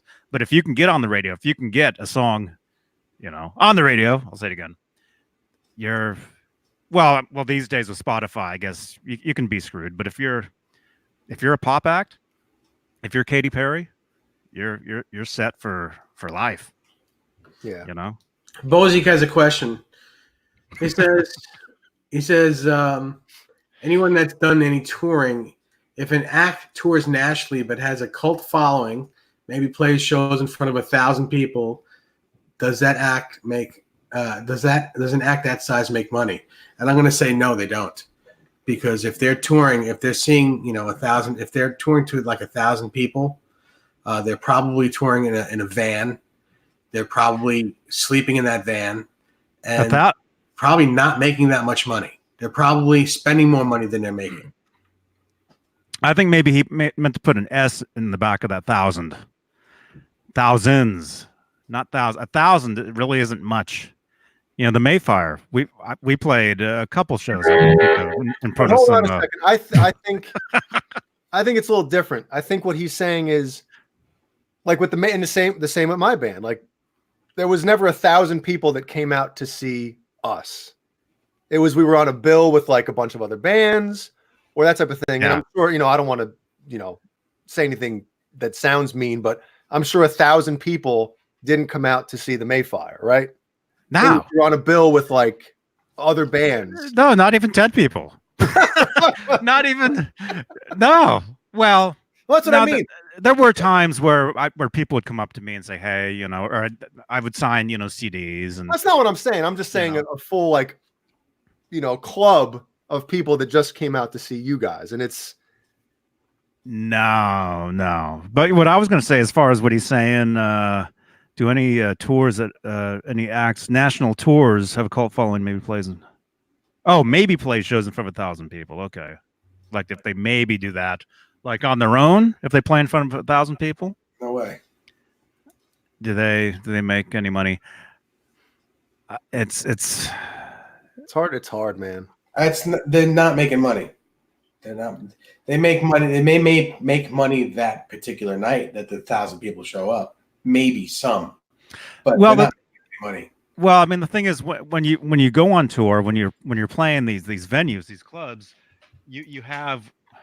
Hang on, Howie fell over. You have what's called guarantees, where you're guaranteed so much money per show. It's not like you show up and you split, with two other bands the door. Well, that's not. That's like local shows. That's a local show is like that. Yeah, but no, if you're on a tour, you're guaranteed so much money per show. Yep. And you're guaranteed like money, like you get an allowance, like every day, I got lunch money, a per diem. Yeah. And that's not a lot of money. That could be smoked it all up. 10 to $20 a day is what you get. Dude, yeah. What towards the end of our touring run, it was like $5 a day. Yo, I came home after probably one of our last tours. I lost 12 pounds on tour. And I'm not a heavy dude as it is. Like, especially back then, it was like, I came home. My parents were like, do you have something wrong with you? Like, you look like crap. I'm like, man, peanut butter and jelly like every day. And just not a lot of eating. It was crazy. I was Taco Bell every day. Yeah, but I'd lose more weight because I'd be dropping it off after each meal. Is Howie okay? He looks like he's limping. Howie is 17 years old. I get that.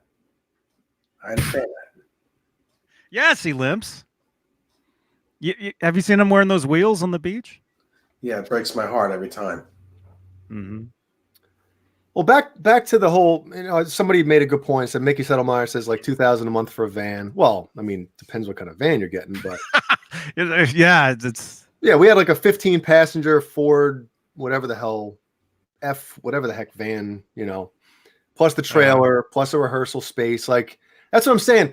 Back to what we talked about earlier with like when you're first starting out in a band, it's all fun and games and all this stuff. Because listen, when you're in a band, right? When you're starting out playing with guys and when you're local, when you're having your phone calls and like band practices and stuff like that, all you're talking about is the music, hanging out, what party we going to after the show because it's a local show and everybody's coming out. But then once you like get signed and go on tours and have like all this extra stuff, those phone calls turn into, yo, man, we need to come up with like another couple $100 for, the rehearsal space rent plus the van payment. And we only sold this many records this week. And it's like all turns into that as opposed to the music. And that's where it starts to suck. And the bass player missed a couple notes last night. We need to fire him. Yeah. And if you got to play that, if you mess up, we'll get somebody else. It becomes a business. Yeah, and especially if you're out there, and we've seen it, like from other bands, it's like, someone's up late partying, and then their performance the next night. You notice like this guy was out getting loaded all night, and of course he's going to suck the next day. Yeah, and that's the thing too, is when you're on tour, you can't go out and party afterwards or during, because you're stuck in a van with the worst hangover you've ever had, driving to the next place, and then you have to play that night, and you've got that headache, and it's a circle. Yeah, it's just nonstop, you know. And that's what I try to explain to people is like, when you're on tour, the most important thing in a 24-hour period is that however long you get on stage, whether it be a half hour, whether it be 10 minutes, if you're opening act, 10, 15 minutes, or an hour and a half, whatever the hell you got, that is the only thing that matters. And if you're doing something that is going to affect that, then you shouldn't be out there. Krellbar says Vi said he had to can a bass player because he couldn't cut it. He said it was someone famous, but wouldn't give a name. I believe it was T.M. Stevens. Wow. T.M. Stevens? I believe so. Yeah, because he did the Sex and Religion record. T.M. Stevens. I think I saw him at NAMM one time. You like probably on stage. did. I think. Actually, T.M. Stevens, wasn't he the bass player playing NAMM 87 with Eddie? With Eddie and what's his name? Police Academy. John I think T.M. Stevens was maybe during that jam. Thrash Metal and Funner says, Jay, does the free weed, cocaine, and chicks just appear out of nowhere, or do you have to sign a non-disclosure agreement, or what? I'll tell you that stuff is there, but I'm a very, as far as the way I am, I'm not a huge partier.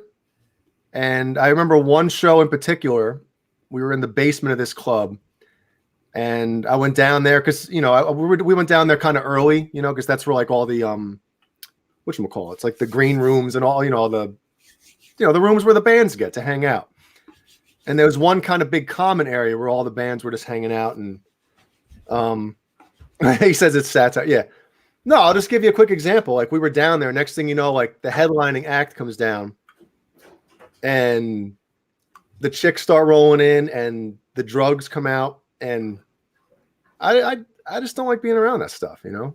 I'll be right back. Conservative when it came to a lot of that stuff. Like, I don't know. I kind of probably sound lame.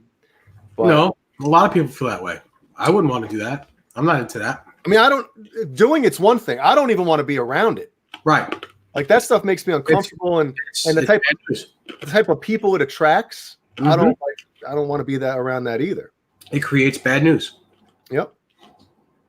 I remember that night in particular, I went in the van and I was playing whatchamacallit? Game Boy? Elder Scrolls Oblivion on my Xbox 360. You and you gamers. Yep. I'm telling you, that got me through a lot of that crap. Playing games on the road was the best, man. I'm getting high on Ricola. Ricola. So.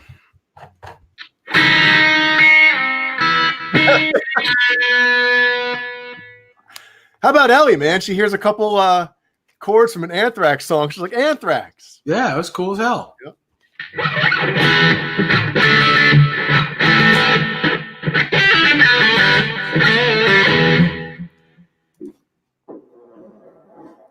Oh my God. Hey, if you guys can use your machines, so can I. Yeah. And to be honest, like, the rest of the guys in my band, or in our band, they were pretty much the same way with all that stuff. You know, we were never big partiers and all. I mean, I like hanging out and stuff and having a good time, but when it comes to that type of stuff, I just never like being around it. Mm-hmm. I hear you. Yep. I just want to play. It's the only thing. Yeah, so play.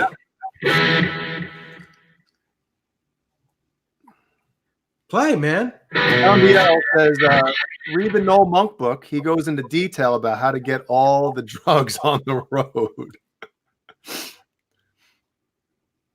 Yeah. I went to let Howie out to use the room. I opened the door, and there's a dead rat right there on the porch that Ned left. It's horrible. It's a horrible scene.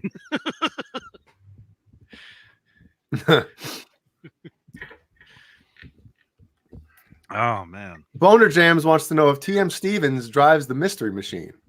Ah,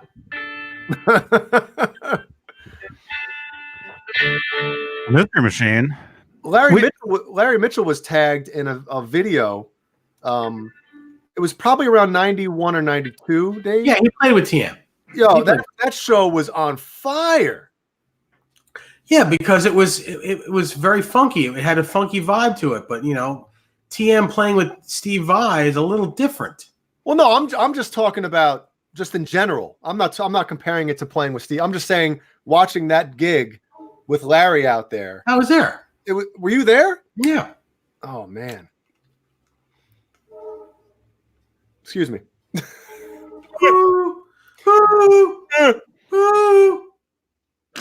Oh, Boner Jams wants me to tell the Mike Balls, who is the rhythm guitarist in Gizmachi, and the singer from Meshuggah. That story. Didn't you say that? Didn't you say that story once? I might have. I probably did. Mm-hmm. Well, I won't say it then. No, say it again. Say it again. Say it again. Say it. So we were at either Rock Am Ring or Rock whatever the hell in Europe. Oh, you played one of those? Johnny, I mean, come on, man. Remember the night I showed off? Yeah. Rock AM Ring. Dude, that's a huge freaking festival, man. Yeah, it was cool. Dang. So, long story short, Meshuggah, who is one of my band's favorite bands, and we've always been cool with Frederick. Not Fred. I'm sorry, Frederick Of Hollywood. Frederick Thorndale. No, he was always kind of like on his own, doing his own thing. But Martin Hagstrom, who is the one guitar player, and did he play a Hagstrom guitar? Thomas Hawk. We were always cool with those guys. But the singer, he came around every once in a while, so he really didn't know us. So there was an area, this is after the show was over and everything, but they had this area just for like the bands and the VIPs set up in this huge tent, right? Like next to the whole arena / venue, whatever the hell it was. So there wasn't that many people in there. And like I said, everybody in there was either in one of the bands that played or a VIP, right? So we're hanging out, having a good time. And the singer from Meshuggah comes in. And my buddy Mike, my guitar player Mike, walks up to him. And, Mike has his band lanyard on as well, So it's not like he was just some Joe Schmo. So Mike walks up to Jens Kidman and goes, "Hey, man, I'm Mike. I'm a really big fan of your band." And Jens looks at him and goes, "Fuck that," and walks away. Now, if it was any other band, I would have been pissed. But the fact that it was the singer from Meshuggah, I was like, he comes over and he's like a lost puppy. I was like, "What happened?" He's like, "Jens Kidman just, he tells the story." I'm like, that's awesome. That was too good, man. Yes, Irby, you're right. We play with Biohazard probably in the late 90s or early 2000s at the Chance in Poughkeepsie. And that dude was not cool. My friend Joe Gruen played in Biohazard, played bass for Biohazard for a while. Really? Mm-hmm. Well, he probably knows then that the Evan, I think his name from Biohazard. He wasn't very cool to us, but whatever. What are you going to do?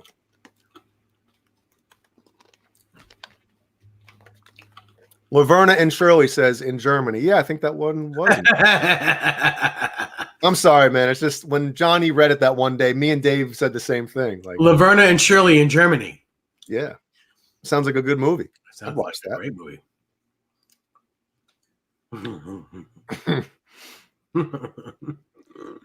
I'm high.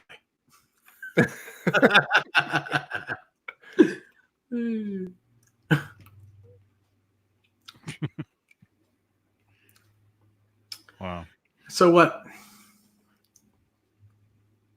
Huh? Huh? Well, tell us some stories now that you're loopy. Tell us some secrets. Dave, what's the first thing you do when you wake up in the morning? I go, ugh. Not again. Ugh. I wake up to my alarm clock going off, and I hit snooze, and then after that, I'm like, as soon as the second alarm goes off, I just go, it's just not fair. It's just not fair. And then I wake up and go to do my thing. And then you get out of bed and go on the couch and go to sleep again. No, I get up, I go on the toilet, do my thing. I brush my teeth, put deodorant on, get dressed, and go to dialysis. What about the days you don't have that? Oh, it's all good because I wake up whenever I want, usually between 9 and 10 in the morning. And I usually have my little Snickers pup next to me, keeping me warm. And I just go about my day. The first thing I do is I get up, do whatever, get dressed, and pick up a guitar. It doesn't get better than that on my days off. And then I do housework, but most of it is just, sitting here noodling, playing guitar. Sweeping the floors with a guitar. Playing with your noodle? I play with my noodle. I ain't gonna lie. He knocked over his lemonade, Johnny. I won't lie. Jack Dong says, see you later, Johnny, Jay, and Dave. Bear. Good night, bear. See you, Zach. And Joe Hervey says it sucks when these guys are piece of S's. I mean, it does, but sometimes like these guys, maybe he wasn't feeling good, maybe he was having a bad day, maybe he was just, whatever. Yeah. Yeah, you never know what somebody else is going through, And yeah, there's people that you hear, oh, this guy, this guy's not cool, or this guy, whatever. This guy.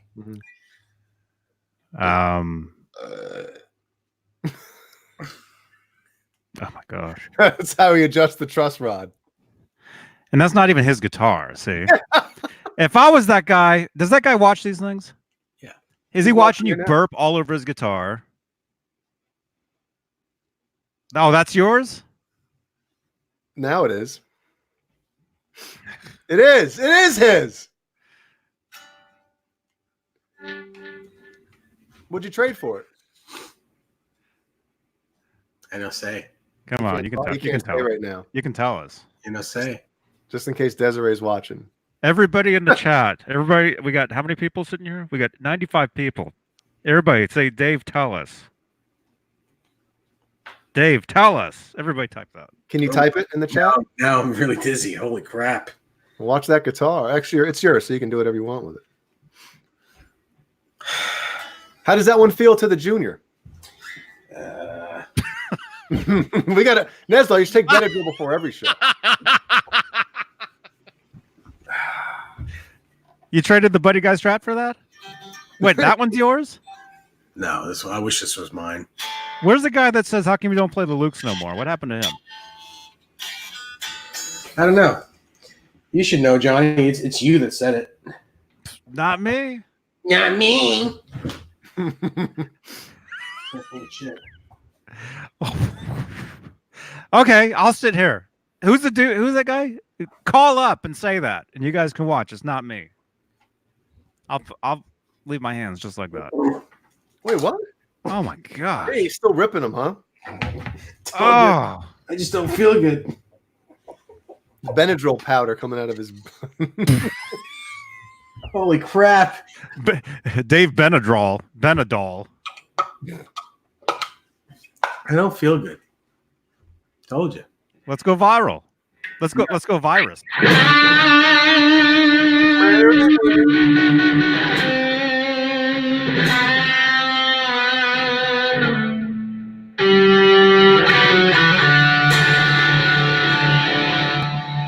Oh, no. No. No, what? No, that's a customer's guitar, and you're doing that. What? It's a friend's guitar. Yes, he started as my customer, but he's my friend. So You left it here for me, Oh, wait a so I get to use What it. does that mean? He started as my customer, now he's my friend. Too many times, huh? Oh. Started as a customer. Now we're friends. Now I didn't even do it. Now I'm loopy. Yeah, what a great guitar this is. What are you going to trade for it? Nothing. Because it's not for sale. This guitar's not for sale. He's never going to sell it. Get rid of it. Yeah, Crowbar has the missing line from the verse. He says, "Tomorrow he'll be your lover." Ew. No, Crowbar. You'll be Customer, friend, lover. No. That's precious.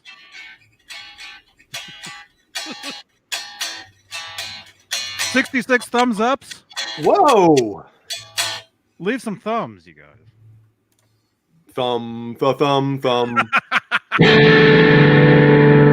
Leave some of those thumbs. And again, if you guys like Classic Van Halen, I've got a Classic Van Halen Facebook group. Everybody should join. Yeah. There it is. Click on that link right there. Join the page.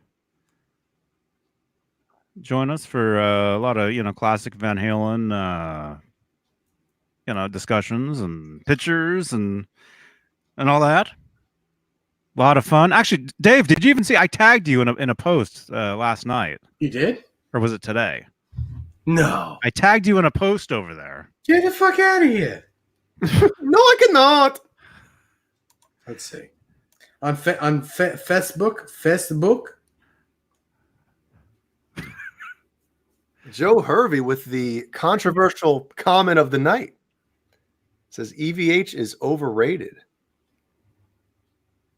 Who said that? Oh my goodness. How is he overrated? Yeah, tell us why. How that is.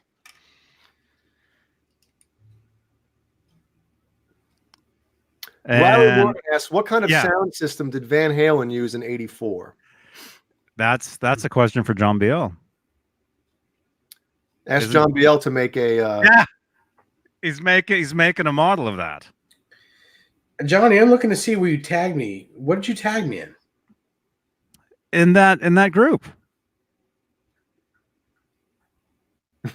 Pris 46 says, Joe Hervey. Now look, we're friends, but I can't have that talk.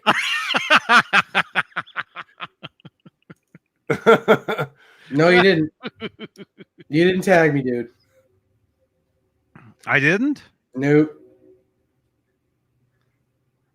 Here. Nope. 6 strings and 10 fingers says, yeah, did you mean Jay? Jay's overrated? It's true. It's true.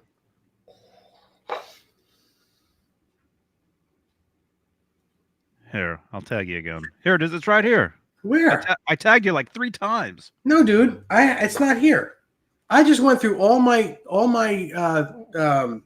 notifications for the day. Okay, watch this. Ready? Okay. There we go. Right there.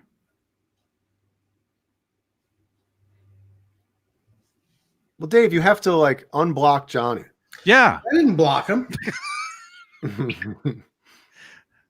Where is it? On Facebook? Yeah. Yeah, I still didn't get it. You don't see it? I just mentioned you. No, dude. AVH Gear Fans Live. It's because it's not under your name. Crowbar says, Nesdall, get off MySpace and get on Facebook. Get off Grinder. Grinder. John Biel says, the 1984 PA system on this tour was monstrous, built by audio analysts, considered of 60 S4 cabinets with 1,000 watts. And wait, it says I've been a member of Van Halen 1978 to 1984 since October 8th of 2015. Mm-hmm.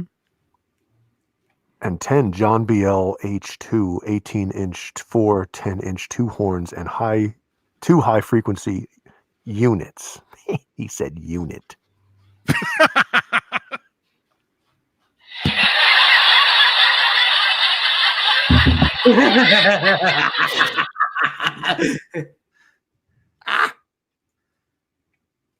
Soda and Milk said, "Could you play that cool Gizmachi riff again?"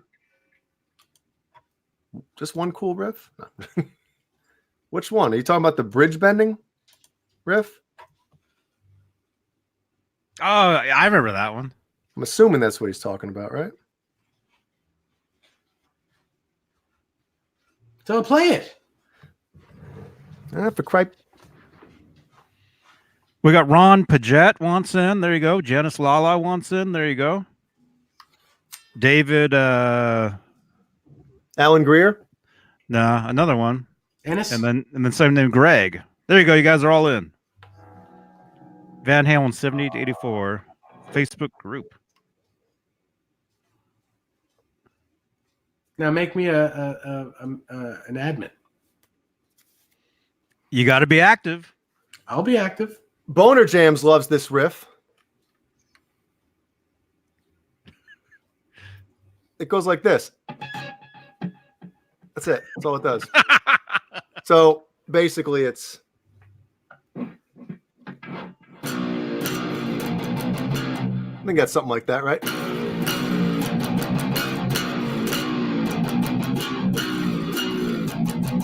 Actually, that's not the one. Wait. Oh, it goes.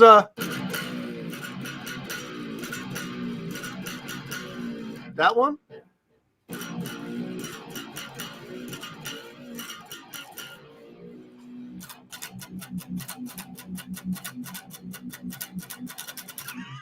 Something like that. So all you're doing is And those are your stage moves? yeah. Yeah.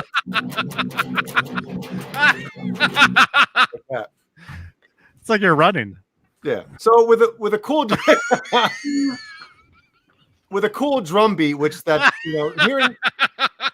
hearing some of the guitar riffs on a lot of our stuff, it's like, what is going on? Drums playing with it, it's a lot different, but yeah. So the one, so you're dropping down to Z. And then the second half of it, you're going B. Wait, no, it's going.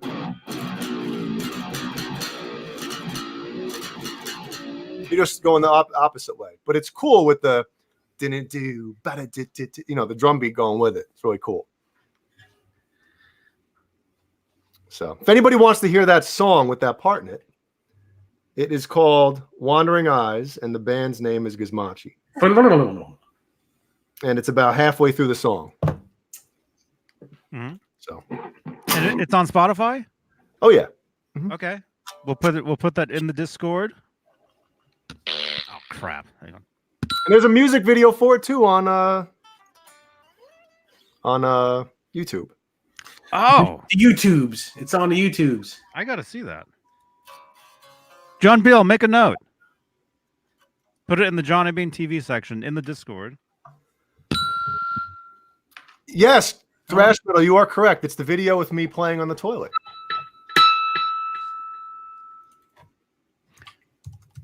I got to see this. I'll try to hold on. I'll put the link in the damn 114,000 views. Whoa. Yeah, I'll put it in. How do I do hold on? Let me get to the part where it plays the riff, and I'll put that timestamp. Hold on a second. Yeah, you can share it. You can click share like from or share whatever that is.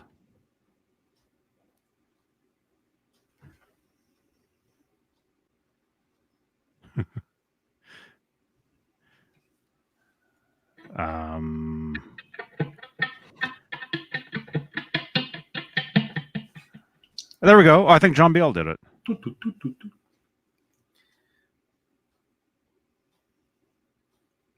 think you guys both did that.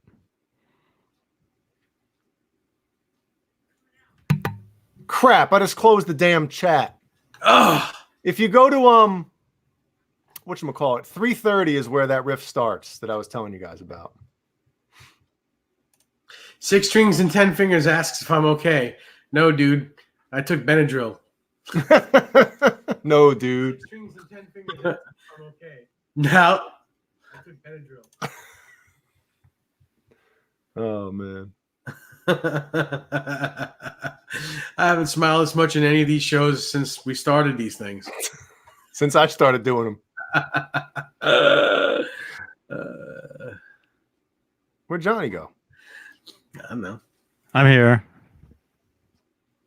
Probably picking up dog poop.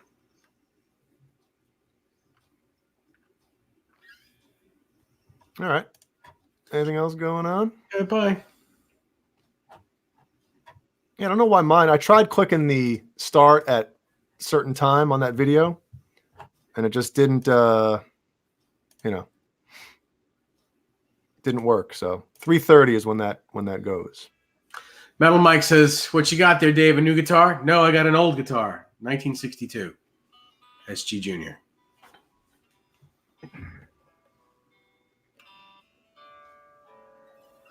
I highly doubt Dave Nesdahl has tried bridge bending.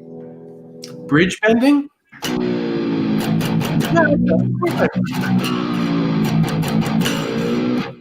Of course I've done it. I mean, that's just, man. I've done all the crap. I was doing that shit before you were born, Jay.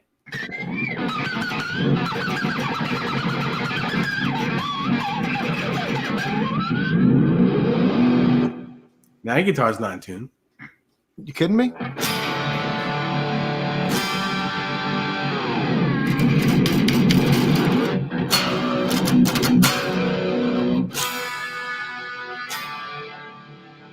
What chord is that, Jay? Huh? What chord was that you just played? I don't know. This is an A, right? Yeah. How about this one? Try to play like a 7-string chord here. Let's see if I do. B. That's a B chord. B, boy.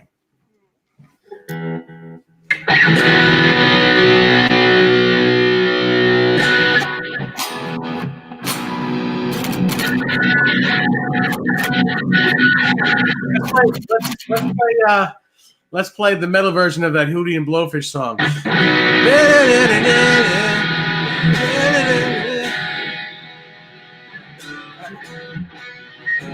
How's it go? Shit. Shit, I forgot how it goes.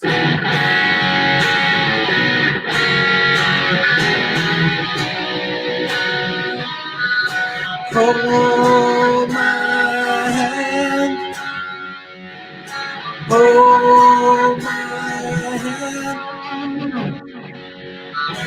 Yeah, the best that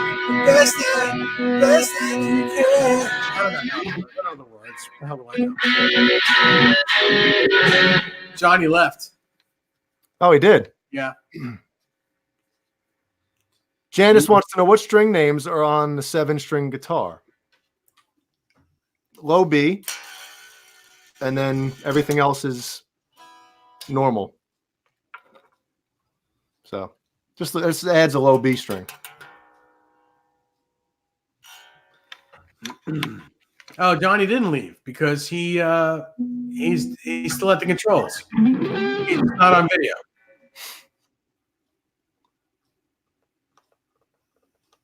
Yeah. So should we just leave then?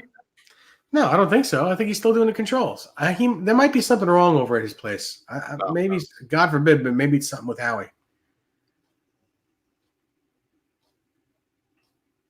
Well, I got to put Ellie to bed in a minute. So All right then. So what else you got? Come on, play something. well, I'm still working on that Cameron Brown lick, man. Yeah, and It's hard. so do it.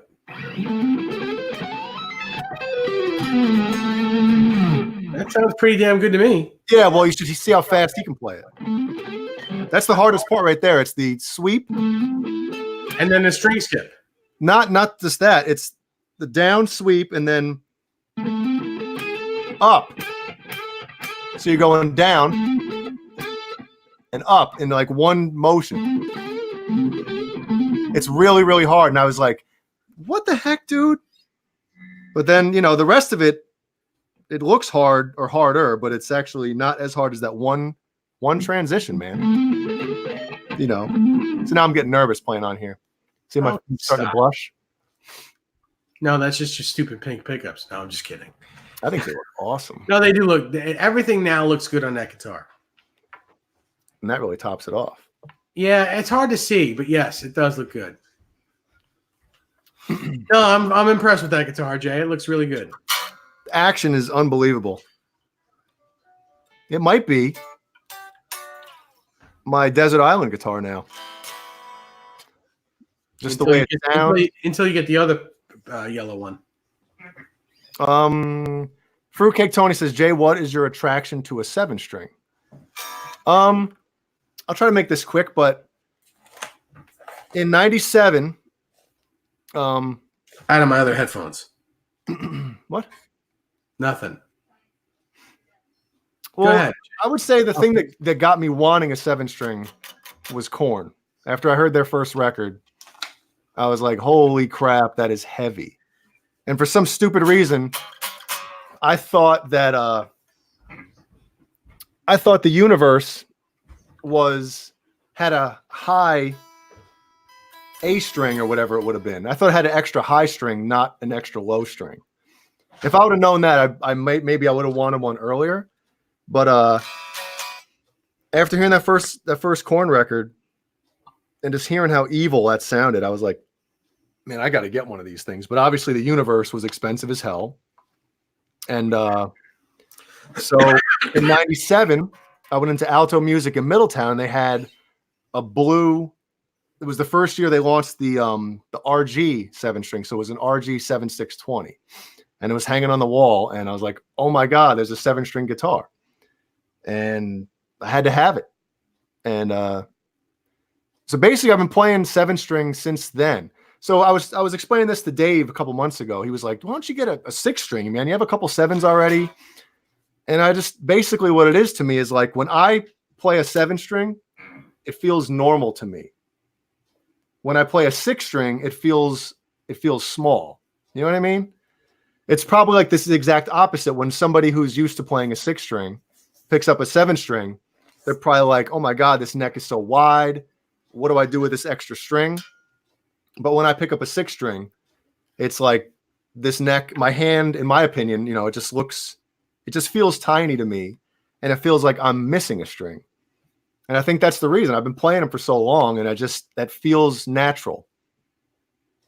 That's, I guess, the best way I can really describe it, Yeah. Yeah, Ron Padgett says, yeah, the neck, and this neck is slightly wider than my 91 Universe neck. And it's obviously a little bit thicker, because the shoulders aren't rolled as I was almost going to say as nice, but that's not as much. It doesn't go. It's not as it's got more shoulders to it. Yeah, it's got more shoulders, but it's still. This guitar feels amazing. So just feels right, like this. When I grab this neck right now, it feels normal. It feels like a normal guitar to me. So. Mm-hmm.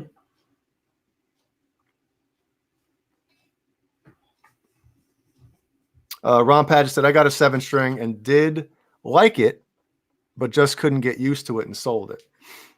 Yeah, I get it. It's like, I guess if you're not playing music that's written or that is on a 7-string, or writing original music that's not written for a 7-string, if you're just playing 6-string music, then it's pointless because you just have an extra string that's not being used. 6-string music. But does that make sense? Right? Yeah.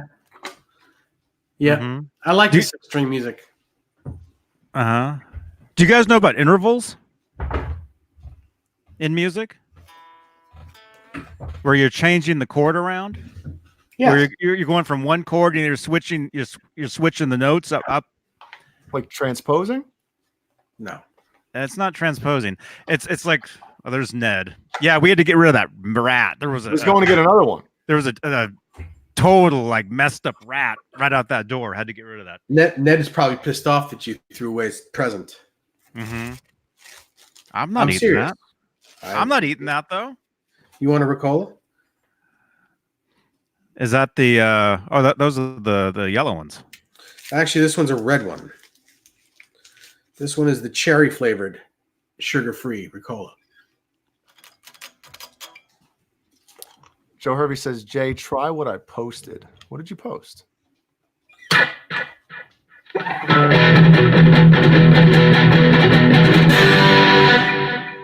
Oh, you can't play that on here. I didn't play it exact. Wow. It doesn't matter. I did not play it exact. Dude, how many songs, Johnny?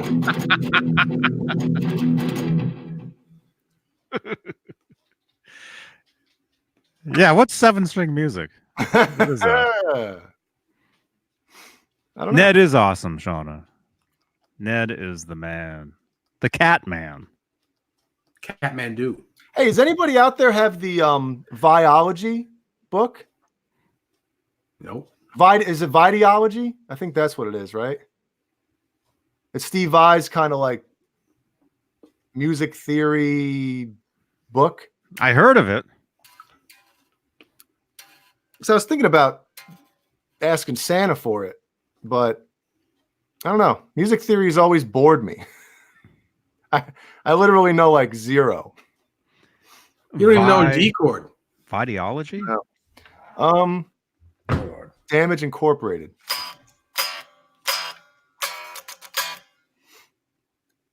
See, why don't you yell at Jay for doing that? Well, that's what is that? Well, he's not plugged in. So what? There's no tone. You can't tell what it is. Sure you can. You're so full of shit. What if I play it like this?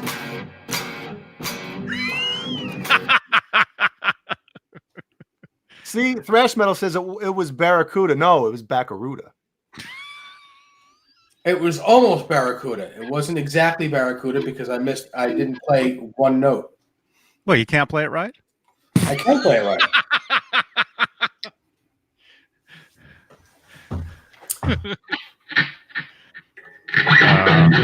No, he's gonna play it. No, you can't play it. You can't play it. You can't play that. No. Oh, he got put in timeout. Dude, you can't do that, man. Oh, Wow, Nesdal got put in timeout. That sounds too much like the real thing. Yeah, Davey, you play stuff too correct. Even with no guitar pick, it's like shit. That did sound pretty close. Sounded just like it. Yeah, that's because it was it. Mm-hmm. Yeah, Nesdal's quick at pushing the play on the CD player, and yeah, he's sitting on it. Basic music theory for guitar players. Videology. Yep. If anybody has it, let me know how it is.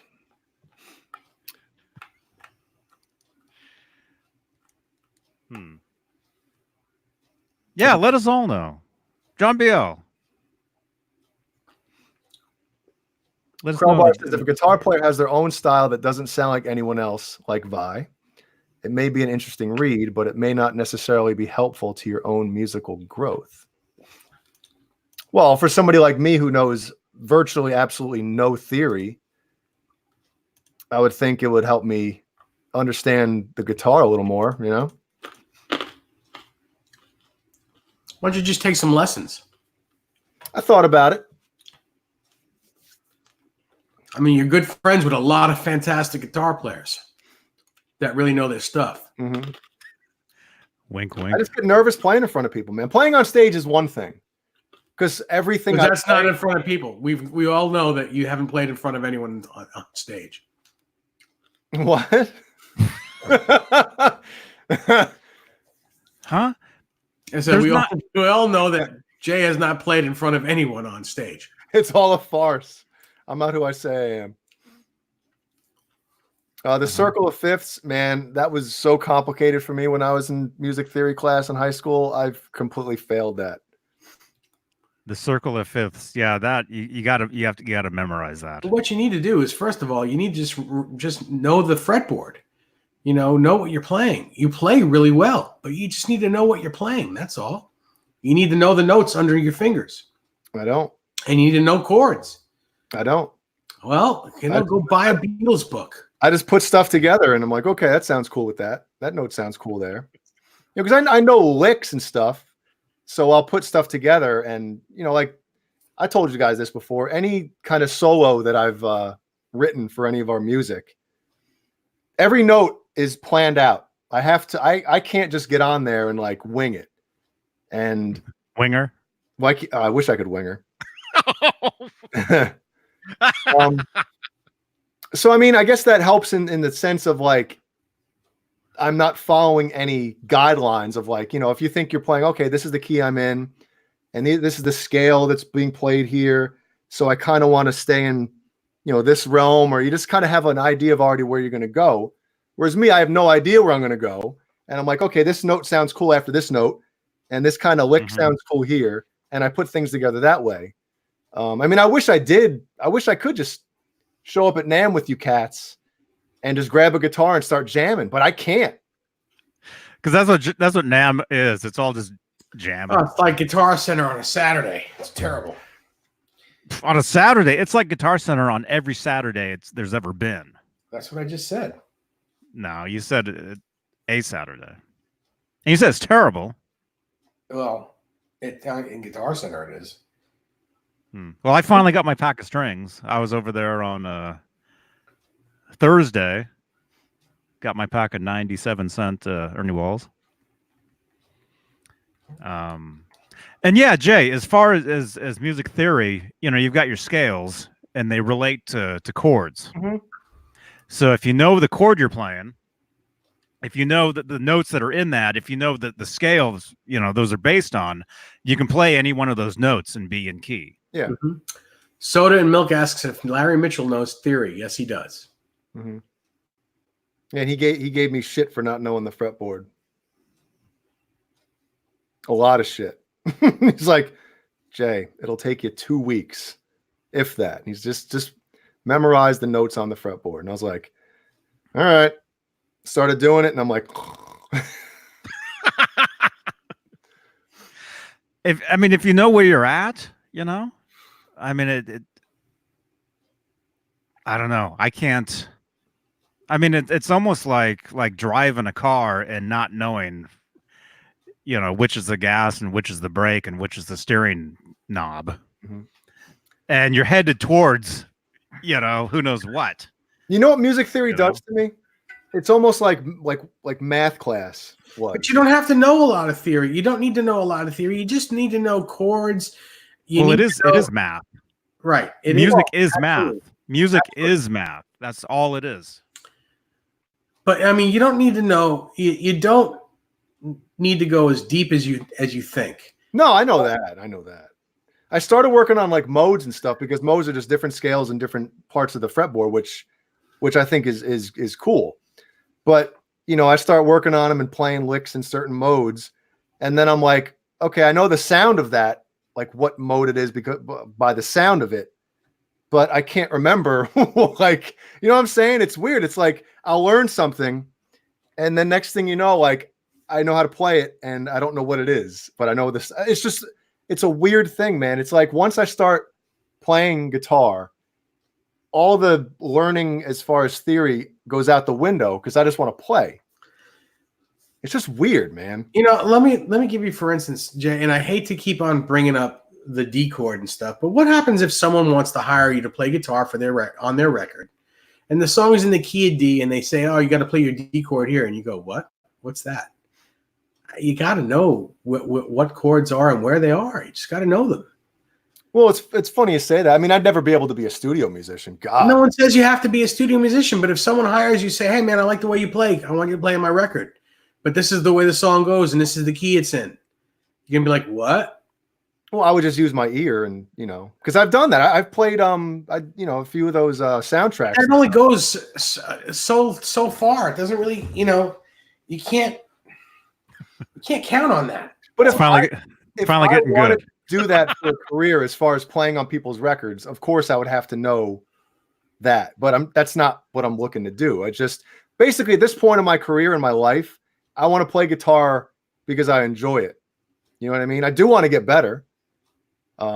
Who says you're not going to enjoy it by learning how to, where the chords and the notes are? And No, but I'm not learning what chord this is. But I'm not looking to play on people's records as a profession and like, you know what I I'm mean? not saying you are. I'm not saying you are. But what if? What if someone says, "Hey, man, I really like the way you play. I'd like you to play on my record." Well, then if you like the way I play, then I'm gonna do it my way. And if that's Write the song around to me. No, because that's not what I'm paying you for. I'm paying you to play my songs the way I want them played, but I want your style on them. Mm-hmm.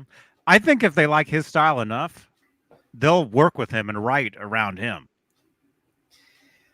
Okay. You know? Didn't Eddie Van Halen Beat It? Didn't he change all the parts?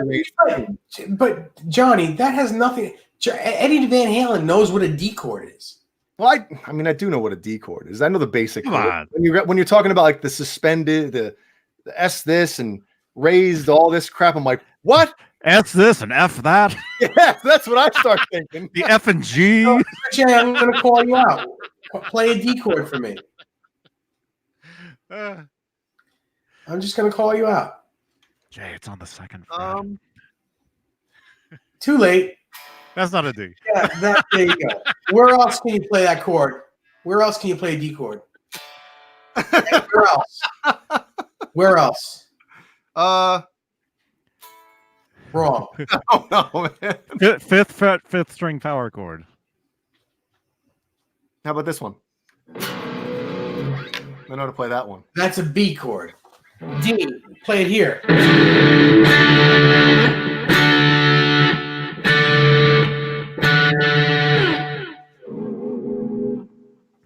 Yeah, put me on blast. I don't give a shit. I'm not blasting you. I'm not blasting you. I'm really. I care about you. I think that you can work a little harder and be a million times better than you are, and you're great already. I just think that, what are you thinking, dude? I love the way you play. I think you should know a little bit more, dive a little deeper, and be that much better. That's all. And hell, I'm saying it in front of 100 people because I care about you. Johnny, on the other hand, I don't care what he does. He already knows the D chord. He's already big D chord. I'm learning piano. Yeah. I play more piano than I play guitar now. That's just because you want to be a pianist.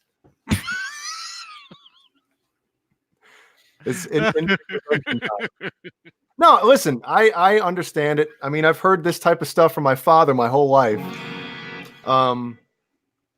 But it's weird. It's like once, I'm telling you, I love playing guitar, but once it gets into the whole theory aspect and like, to me, it almost takes my brain away from the fun of playing.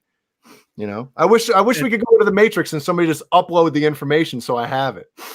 It turns into a job. You know what it is? You're a gamer and you're not into doing hard work. You're into playing games. You'd rather play games and learn that stuff on guitar. And that's just telling you the truth. I'm just telling you the truth. I'd rather sit and work on a lick instead of like working on, because listen, that's not going to get you anywhere. No, I know, but we all know when it gets to a certain point in everybody's life, when family gets in and I have a kid now, another one on the way, like I can't sit up here for 10 hours and like play. So the limited time that I get per day to play guitar, cop out. Not cop out. You do it in 20 minutes, dude. You can take 20 minutes out a day and just learn a new chord and learn where it is and what it is. Well, no, he said he's got 2 kids. I don't have 2 kids. He's got one and one in the other. One and one on the way. That's a lot of. Yeah, but I'm sure, Jay, you find an hour a day to play guitar. I'm sure. I come up here at night after I put Ellie to bed and after I put Jeannie to bed. Okay, so for 5 minutes out of that hour, you can go into a book and look at a picture of a chord and learn that chord and learn what it is and where it is.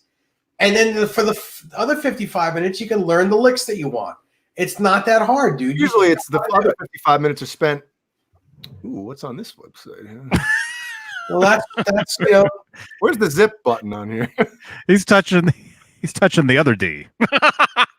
Fruitcake Tony says take online lessons because I think this is what I need. And I was talking to Greg from Allegiant. You guys met him, and he's a phenomenal, like classically trained guitar player. And he kind of agreed with me. He's like, maybe you should take lessons from somebody because it's almost like a homework thing where like, if somebody wants me to learn something, and especially if I'm paying for lessons, I don't want to show up for the next lesson and be like, oh, sorry, I didn't work on it. It's almost like there's some kind of, you got to pay the piper thing going on where if it's just me playing, like I can't force myself. Oh, today I have to learn how to, if somebody's telling me, okay, we're going to learn this week, this is what we're going to work on. And then the next time I get on there with them, I don't know it. And then Dave goes to sleep on the show. I'm not asleep. My eyes are open. Oh. I'm listening and watching you. I'm just not. I don't feel good, dude. I shouldn't even be on tonight. I'm just relaxing. But I see you and hear you and I'm listening. Can you hear me? Yes. Unfortunately, yes, I can. Well, I agree with what Jay's saying about having to open up a book and falling asleep. Well, no one says you have to open a book. I just gave that as a for instance. What you can, we know Andy Timmons now. Why don't you contact him and take Skype lessons from him? We know Andy Alladort. Cameron Brown, Cameron Cooper. All these guys give Skype lessons, and most of them are your friends. And McRockland said he'll. McRockland, absolutely, he's the first guy. Cameron Brown said he already sent me a couple licks to work on. But he's like, dude, anytime you want to jump on Skype and go over some stuff. But the problem with Cameron is, and Thomas actually, is they're 5 hours ahead of us. So when I can get up here and play, it's 4 a.m. there. So it's just, Well, 8 hours ahead of me. Again, we have a bunch of other friends that have been on the show that give Skype lessons and that teach and that are they're very patient people. Well, you have to be able to be a teacher, guitar teacher. Yeah. I would never be able. Well, beside the fact that I don't know anything to teach it. Hey, you want to learn some Metallica riffs? Sit down. Cameron Brown just joined us. Who? Cameron Brown just joined us. Hey, Cameron. Oh, we were just talking mad crap about you. Yeah, he says, I literally just joined, and the first thing I heard was Cameron Brown. Ha. Huge boner. Cameron, I was just telling Jay that he should contact you for Skype lessons, or even just sitting down as two pals and you give him some pointers on some things so that he, learns chords, just like what they are and where they are. And he's like, oh, I don't want to learn. Basically. And I just think that he's wasting his talent by not doing that. He's doing himself a very big disservice because he's a great player. He just needs to know what he's doing. That's all. I don't know what I'm doing. Well, that's what I'm saying. If you knew what you were doing, you'd be even that much better because you could do much more than you're doing now. Mm-hmm. I mean, you just showed me that Cameron Brown lick. I can't play that. I've been playing since I was a wee kid, and I know all my chords and I know how to play, but I can't do what you do. If you knew your chords and a little bit of what the notes are on the fretboard, you'd be killing it. You'd be killing it. Mm-hmm. I'm just saying, man. Trying to help people out. Better get practicing those licks, Jay. Told you.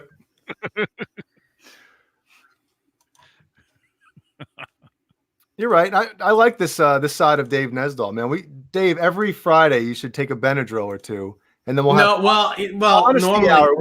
normally, first of all, I hope you don't think that I'm beating you up, because I'm not. Dude, friends should be able to say this to each other. You know what, Dave? You can go. I know. I'm doing that to myself right now. Well, I hear about it every time we stop. You hear about it later? Every time we hit and the end button, I hear all about it. What do you mean? Johnny, F this. No, come on. I don't do that to you. And as much as you think I don't like you, it's just bullshit. If I didn't like you, I wouldn't be on this show. Did Desiree sneak some truth serum into your lemonade over there? No, I didn't have lemonade. I had hot tea. I'm just exhausted. I don't feel good. It's been a bad couple days for me. I'm sick, and she's in the bedroom sick too. She's got worse than I do. And how are the neighbors? She's been quiet tonight, which is very nice. So grab your guitar and start blasting the ceiling. Nah, that's why I turn the amp really down low. I just I'm giving her a break upstairs as well. Well, thank you, Brett. And I wasn't thinking that you were liking me that way. No, there's nothing wrong with them liking you that way. No, yeah, not that there's anything wrong with that. There's nothing wrong with Dave liking you, Brett, that way. That way. Carrie says, I missed when you played the lick 7 over 8. Do it again, damn it. Oh, God. You don't put me on the spot to play a lick. Yeah, do it, Jay. Come on. Show them what you got.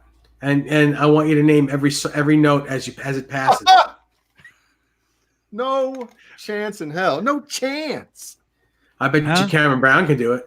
Okay. How about Dave? How about you name the note that he plays? All right, we'll go through the notes one by one. Ready? No, I'm not doing that. I'll play it super slow. I'm not doing that right now because I'm high. I can't do it. Well, you told him to do it. Well, he's not high. What note is that? Listen to that sustain. It's A. It's an A. What's the next one? Well, the fourth note is an A as well. It's the octave. It's a high. It's like a couple octaves up. It's one octave. See, now that Cameron's watching me, I can't play this. You nuts? I'm telling you, that's the hardest part. Yeah, but the fact that you just did that.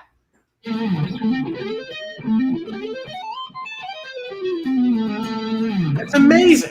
I can't do that. I can't even do the beginning of that. If you worked on it for a couple days, you'd be able to do it. No, because I can't do any sweeps. Get Cameron in here to show everybody how it's played. So now I'm nervous. So there's when Cameron was breaking it down on the video he sent me, he's like, I'm sure you know what this, he goes, this part's a Yngwie Malmsteen, I'm like, I don't know that. And then you're this like, you're like, Yngwie who? No, man, I'll send you a video later, Cameron, when I can play it right and not. So yeah, and yes, Krellbar is correct. It's a minor arpeggio. So there's the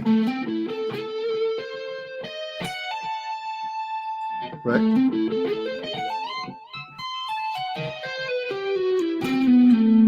And I honestly think that we should start delving into stuff like this on this show. I think this stuff is really interesting, and I think people love it as well. The people in chat, let us know if you like stuff like this. If you like that we're talking about stuff like this. Leave a thumbs up if you like Nesdal on Benadryl. See, Cameron, the hardest part, man, is the going from the sweep down to the upstroke. It's hard. It's hard, man. That Cameron Brown just said something amazing. He said he'd come on here once a week and give a lick lesson. I think that should be part of the show. I think he should come on for 20 minutes on every Friday and teach us all a new lick. I think that would be amazing. Well, what time is it, Cameron, where you are right now? Well, whatever time it is, I got to split. I'm getting it's like 3:30 in the morning. Right? Yeah, it's something kind of is. There's another one that's kind of like that, right? So I'm getting nervous, man. I can't play on these things. Yeah, that's why we don't play guitar on these things, because we're all too nervous. So I turn the volume down, I can play it.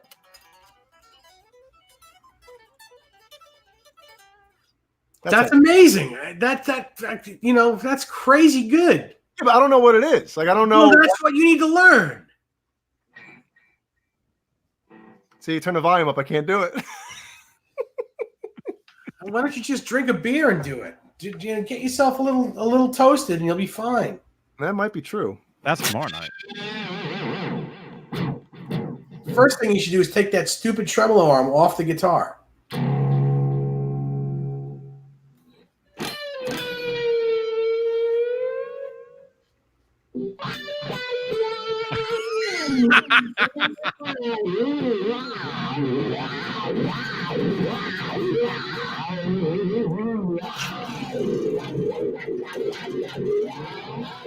Why?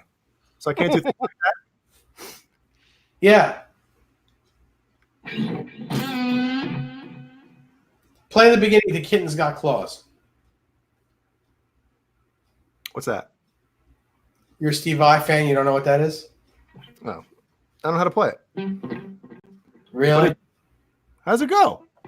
I don't have a tremolo arm on this guitar. I can't. Oh, yeah. You're telling me to take mine off and you don't even have... Have you ever heard the song? I'm sure I have. What is it on? White Snake Slip of the Tongue, which, by the way, this week was the 30th anniversary of that record. I have it in my one of my playlists. That whole album. It's awesome. Slip of the Tongue.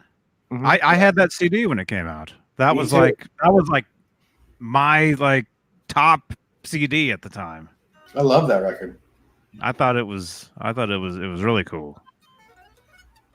That's the one where it says all the listings of all the stuff they use, and it said David Coverdale uses Marlboro 100s or Mhm. something. Yeah. I remember that. I think I was using Marlboro 100s too at the time. Because of that? Just because of that, yeah. Yeah. Plus, a friend of mine bought me a carton of Marlboro 100s at one time, so that's all I had. Yeah, let's take Cameron up on that offer, or we can we'll figure something out with him. Definitely, because that'd be awesome. Turn us It would all. be a great segment to the show. Yep. So, but I got to put Ellie to bed. I'm getting blown up here, and it's already friggin' 10:35. Yeah, it's time to go. I'm gonna get whooped when I go down by Ellie.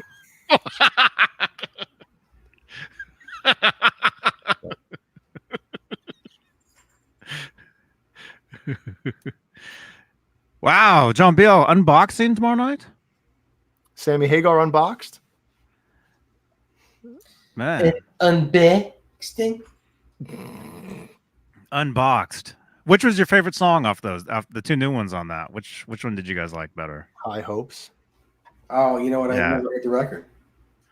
Wait, you never heard that one, Dave? No, I'm sorry. Yeah, I always liked High Hopes. I always liked the riff. Yep. The riff to that. Donna, Donna, Donna, Donna. Yeah, dun, Yeah. dun, dun, dun, dun, dun. Yeah, and the chorus, Mhm. which The I whole think was chorus, DA. Was it DA? DA. right? See? You got me. I used to jam along to that tune. Yeah. I gotta go, boys. Buying my way into heaven was always kind of weird. I'm All sorry. right, see you later, man. Good night, everybody. Good Beane. night, chat. I'll try to work on my theory and suck less at guitar next time. Bye. Oh, he's frozen. Oh. Hmm. And then there were two. Yeah. 1.5, really. And then there was 1.5. Man, my brain is shot. But I was serious, you know. I think that Jay is a wonderful guitar player. He just really needs to learn what he's doing.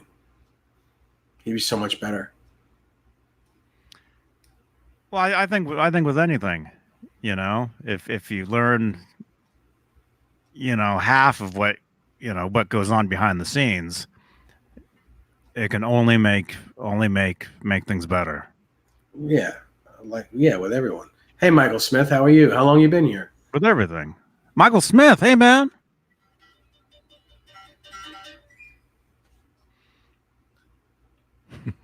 Joe Hervey says, Dave, you are not mean. Want Jay to be the best Jay can be. You are a good friend. Well, thank you.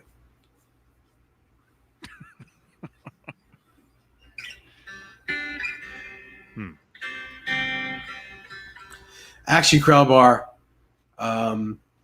he says, if you know theory, you can jam. That's not necessarily true. If you know theory, you definitely know your way around the fretboard, but there are people that can improvise and people that can't improvise.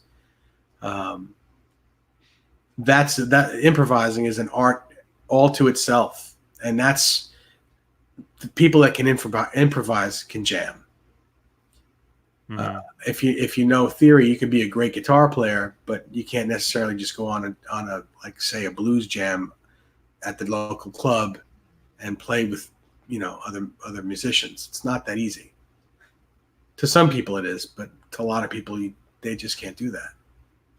Yeah, everybody's different, and if you know your theory, if you know your way around, you can play all the right notes like every time because you know where they are. Mm-hmm. And if you don't know that, if you know some of that but you kind of know, like myself, I've always played by ear, although I do know a D chord. I do know, you know where I am if I'm playing the guitar. I do know what key I'm in. Mm-hmm. Yeah. But like yeah, what Dave was saying, yeah, you can jam, but there's different. I don't know. Yeah, like Cameron's saying there. Yeah, a lot of classical musicians, they're amazing with sheet music, which that is a skill. Anybody that can sight read, forget it. That's amazing. Yeah, I know. Forget it. If you can look at a piece of sheet music, and I said sheet, and on the spot, put it in front of you. Oh, that's in this time. That's in 7/8. Time signature. If you can go and know exactly what everything is, that's definitely. I mean, you're kind of a robot actually if you can do that stuff. But there's some people where they have to have the sheet music. They can't just like improvise, jam. I mean, not everybody. I'm sure there's a lot of people that can, but Alex Radford says he can sight read for bass guitar. That's pretty damn good, actually. That's cool. That's cool, man. Yeah. Oh, and with music, see, that's all the stuff I'm learning now. I'm learning about how to read music after years of not knowing how to read music. Thank you, Michael Smith. Thank you, Michael. Michael Smith, I owe you $5. Oh, Football Legend says, Dave, I can relate to how you're feeling. I've had mono since Wednesday. I also think Jay will be better if he works on theory. Dude, feel better, Football Legends. Feel better. I had mono back in '96. I came off a cruise with my wedding band at the time. We did a week-long cruise in the Caribbean, and I had some bad fruit on the boat and got mono from the fruit. And I was out of work for probably 2 months after that. I had to take a leave of absence from Manny's music because I was that sick. And I probably lost 45 pounds back then doing it. It's crazy. So what's mono? Mononucleosis it's an illness that you can get several ways, but you sometimes need to be in the hospital for that. You get very dehydrated. You don't want to eat anything. You lose a lot of weight very quickly. There's a lot of disgusting things I could tell you about it, but I won't say on here. It's bad. It's bad. So Football Legends, man, feel better. That's how you can get it? You can get it by eating bad fruit, yeah. Well, they're all saying it's from kissing. Well, you can get it that way too. It's called a kissing disease, but you can get it for a lot of different ways. But aren't they like showing signs of it too? Who? The ones that have it already. Like, why would you kiss somebody that's already throwing up and not feeling? No, because I think with the sickness, I think there's like a 7-day incubation period where you can give it to someone, but you don't actually have it yet. And you can get it from eating bad fruit on a cruise? Anywhere. From the tractor seat? Yeah. What was it? You got what from riding a tractor?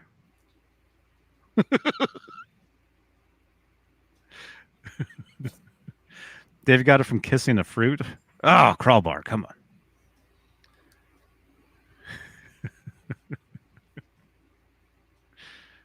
Wow.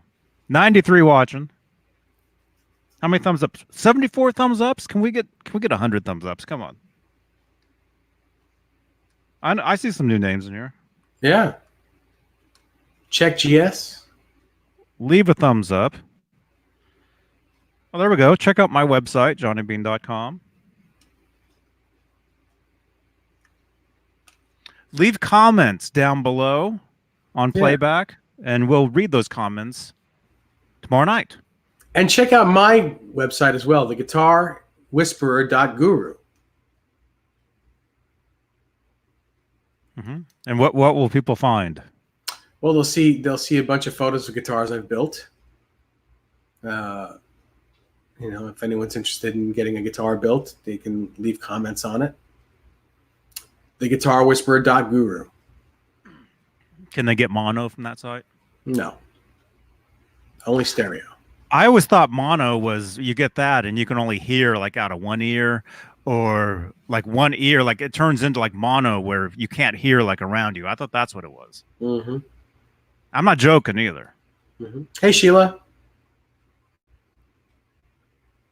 And that's not Sheila. Who is it? That's Sheila's account. Oh, well. What's up, Sheila's account?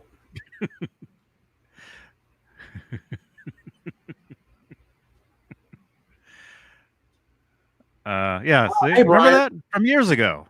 Years ago, he would jump in under that account. I remember. Now I remember. Mm-hmm. Mm-hmm. All right. So that was an intense 20 minutes. Kicking Jay's rear end. Mm-hmm. Hey, Greg. That is G? Thank you.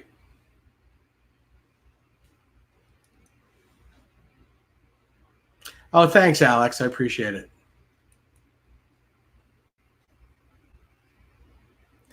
Anyway, I'm gonna try to fall asleep, which shouldn't be easy. It shouldn't be hard. I mean, now that I'm all drugged up. And maybe I'll see you tomorrow night. Cool. Yeah. Clayton James Hicks, 1998 Hicks. We're just started. Today is Frankenstrat Friday. That's right, man. Janny Ty wants to know where my EVH is. I've got them all over the house. Which one are you looking for? But I do play more guitars than just EVH guitars. I've got a bunch of everything. Thank you, Metal Mike.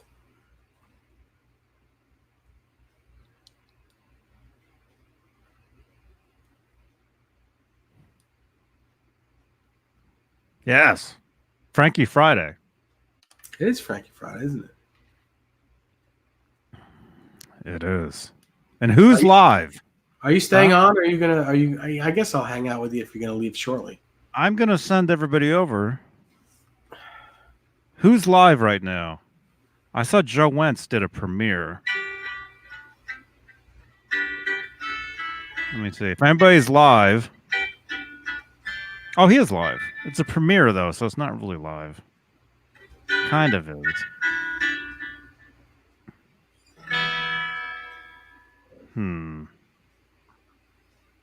Let me see what's Teddy doing.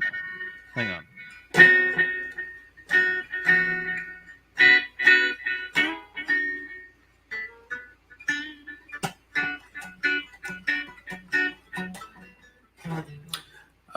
Janny, my Music Man EVH is against the wall in the stand over there behind me.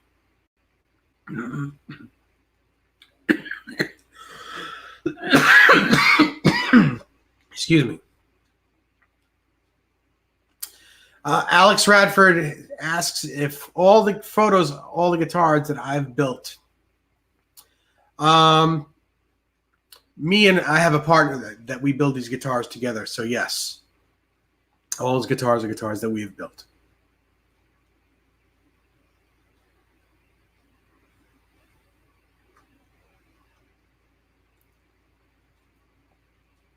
Are we still here? We are.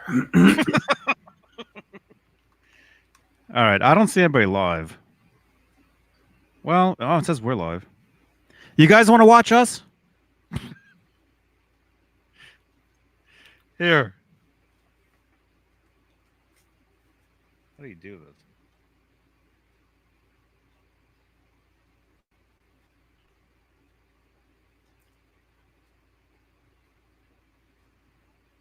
There we go. We're going to rate ourselves. Oh boy. That's the right link, right?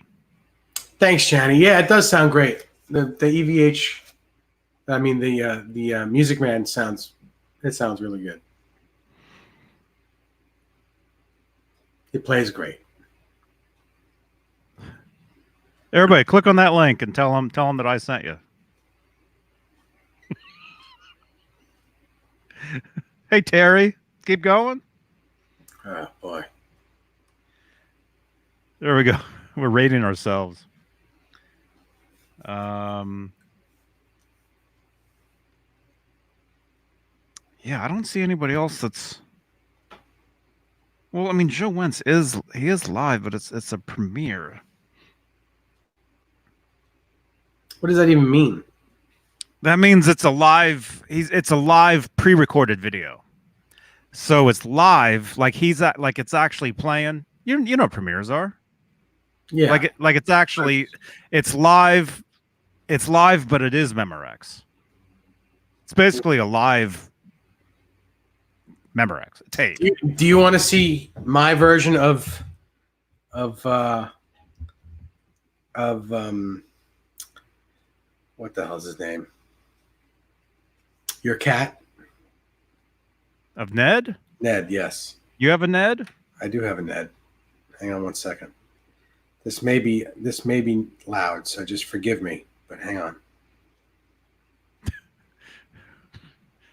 See you, Jeff. See you later, man. Metal Mike. If you don't use the tone knob, should you have it turned all the way up or all the way down? Wait, what? What was the question?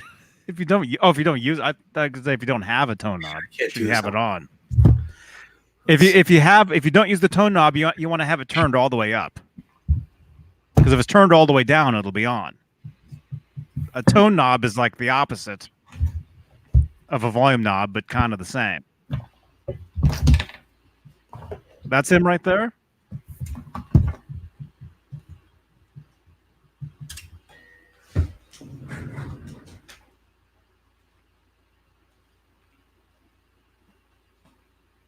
He's a tabby? Yeah.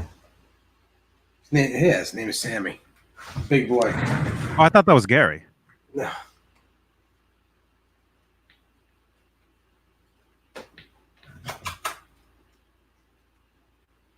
Can you see this? Mm-hmm. Hi. It's like, now I'm up. Now you better play with me. Oh, he's big. Yeah. Oh, he's way bigger than Ned. Well, he's 8 years old. Wow. He sleeps next to the Steinberger. No, next to this. Oh, there goes the lemonade. No lemonade. No lemonade. Let me see. Well, wait. What time is it? Oh man, Alex, if you're going live now, I would send everybody over to your place now. But you're not going live for another 2 hours. Alex who? Alex Radford.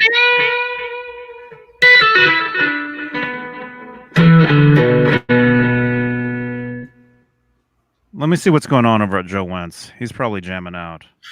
Oh no, it's not even on anymore. The Joe Wentz thing ended.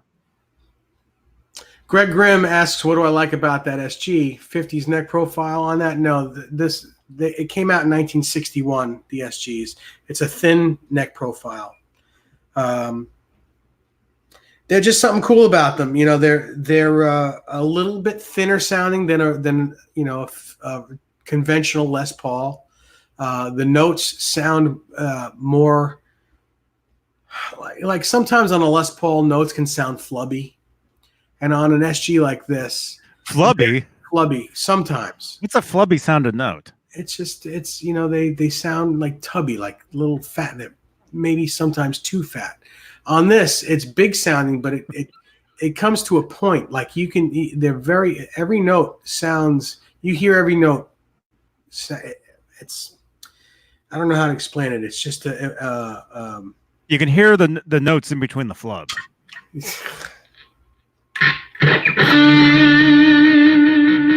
It's just there's a perfectness to the note. It's just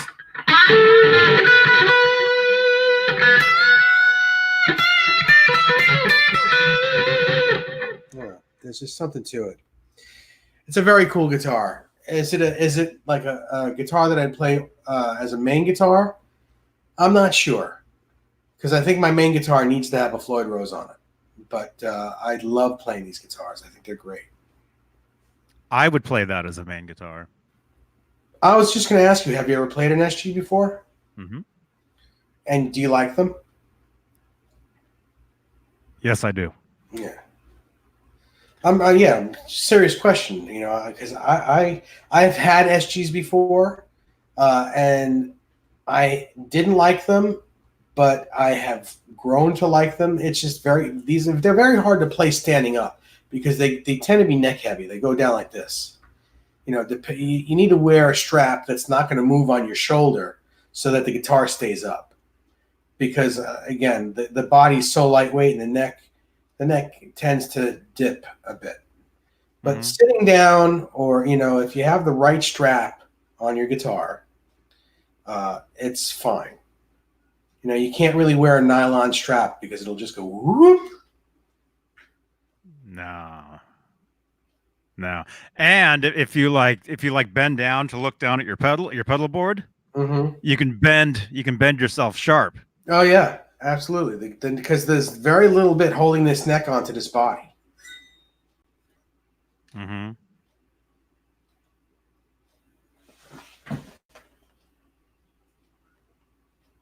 Yeah. So, but this one seems to be very stable. I'm very impressed with it. This is a 2019, and I'm very impressed with it. I've had a few of these things, and in the past, they weren't as good as this one is, and the original ones from like 61, 62, up to 64 and 65.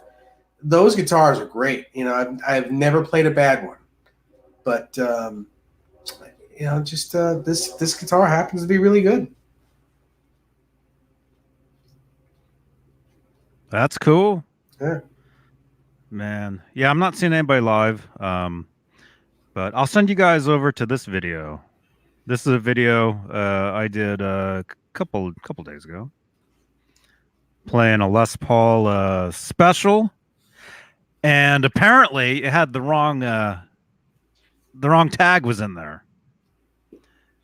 I picked up the guitar. I didn't even look at the tag before I hit the record button on the video. I picked it up off the rack, plugged it in, started recording, and then read off, what the color of the guitar or whatever. And apparently that wasn't the color of what it says. So every comment in this video is, Johnny, that's not the right color. So anyway, I'll send you guys over. Here, let me make sure this is right. I got so many windows open here. A few things. We got a couple minutes here. Let me see. Okay, yeah, here it is. Brett McCord, I'm not sure if this guitar has a scarf joint. I'll have to do some homework and find out.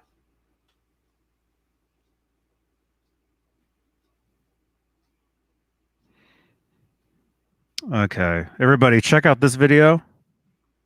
This is me at Guitar Center a couple days ago.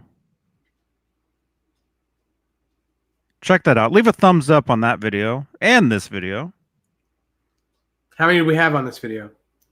We got 81. That's not bad. So there. Jump over to that video once we're done. Leave a comment on what color you think that guitar is. And also join my my Van Halen group on Facebook. There it is, right there. Janice joined. Several people joined already. They're in there. Leave a thumbs up.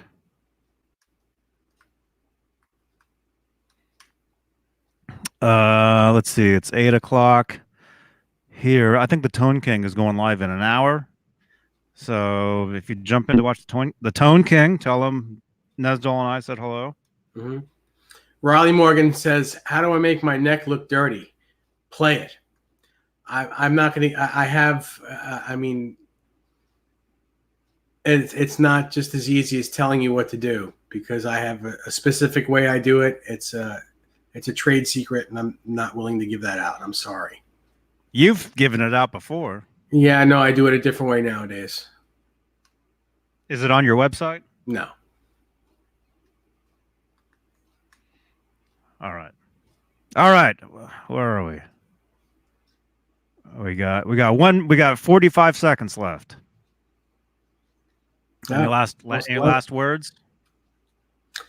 Check out my website, theguitarwhisperer.guru. Let me know if you're interested in having a guitar built. I'd be happy to do it. If you want your guitar set up, I do that as well. Just say hi. Mm-hmm. And check out my site as well. Hey, to been in one. Oh man, it's been a long time. How you doing, man? Good to see you, man. There's my website. Jump over there. Check it out. All right, see you guys tomorrow night, Saturday Night Live with John BL. And Neanderthal should be back. He was hanging out with Hootie and the Blowfish last week. So, Was he really? Yeah. No, Darius Ruck, well, the singer. Oh, Darius Rucker. Darius Rucker, yeah, he was hanging out with him. That's pretty cool. And he was just laying down. That's good. Okay. I thought he was doing something else. All right. See you guys tomorrow night. Yeah, I'll be on tomorrow night with you guys for a little bit. For a little bit. Have a good night. Ciao, guys and girls.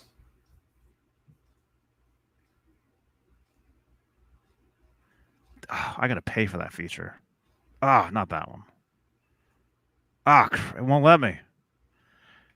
Why am I in timeout? Huh? I'm in timeout. There we go. No, you're not. No, you're still here.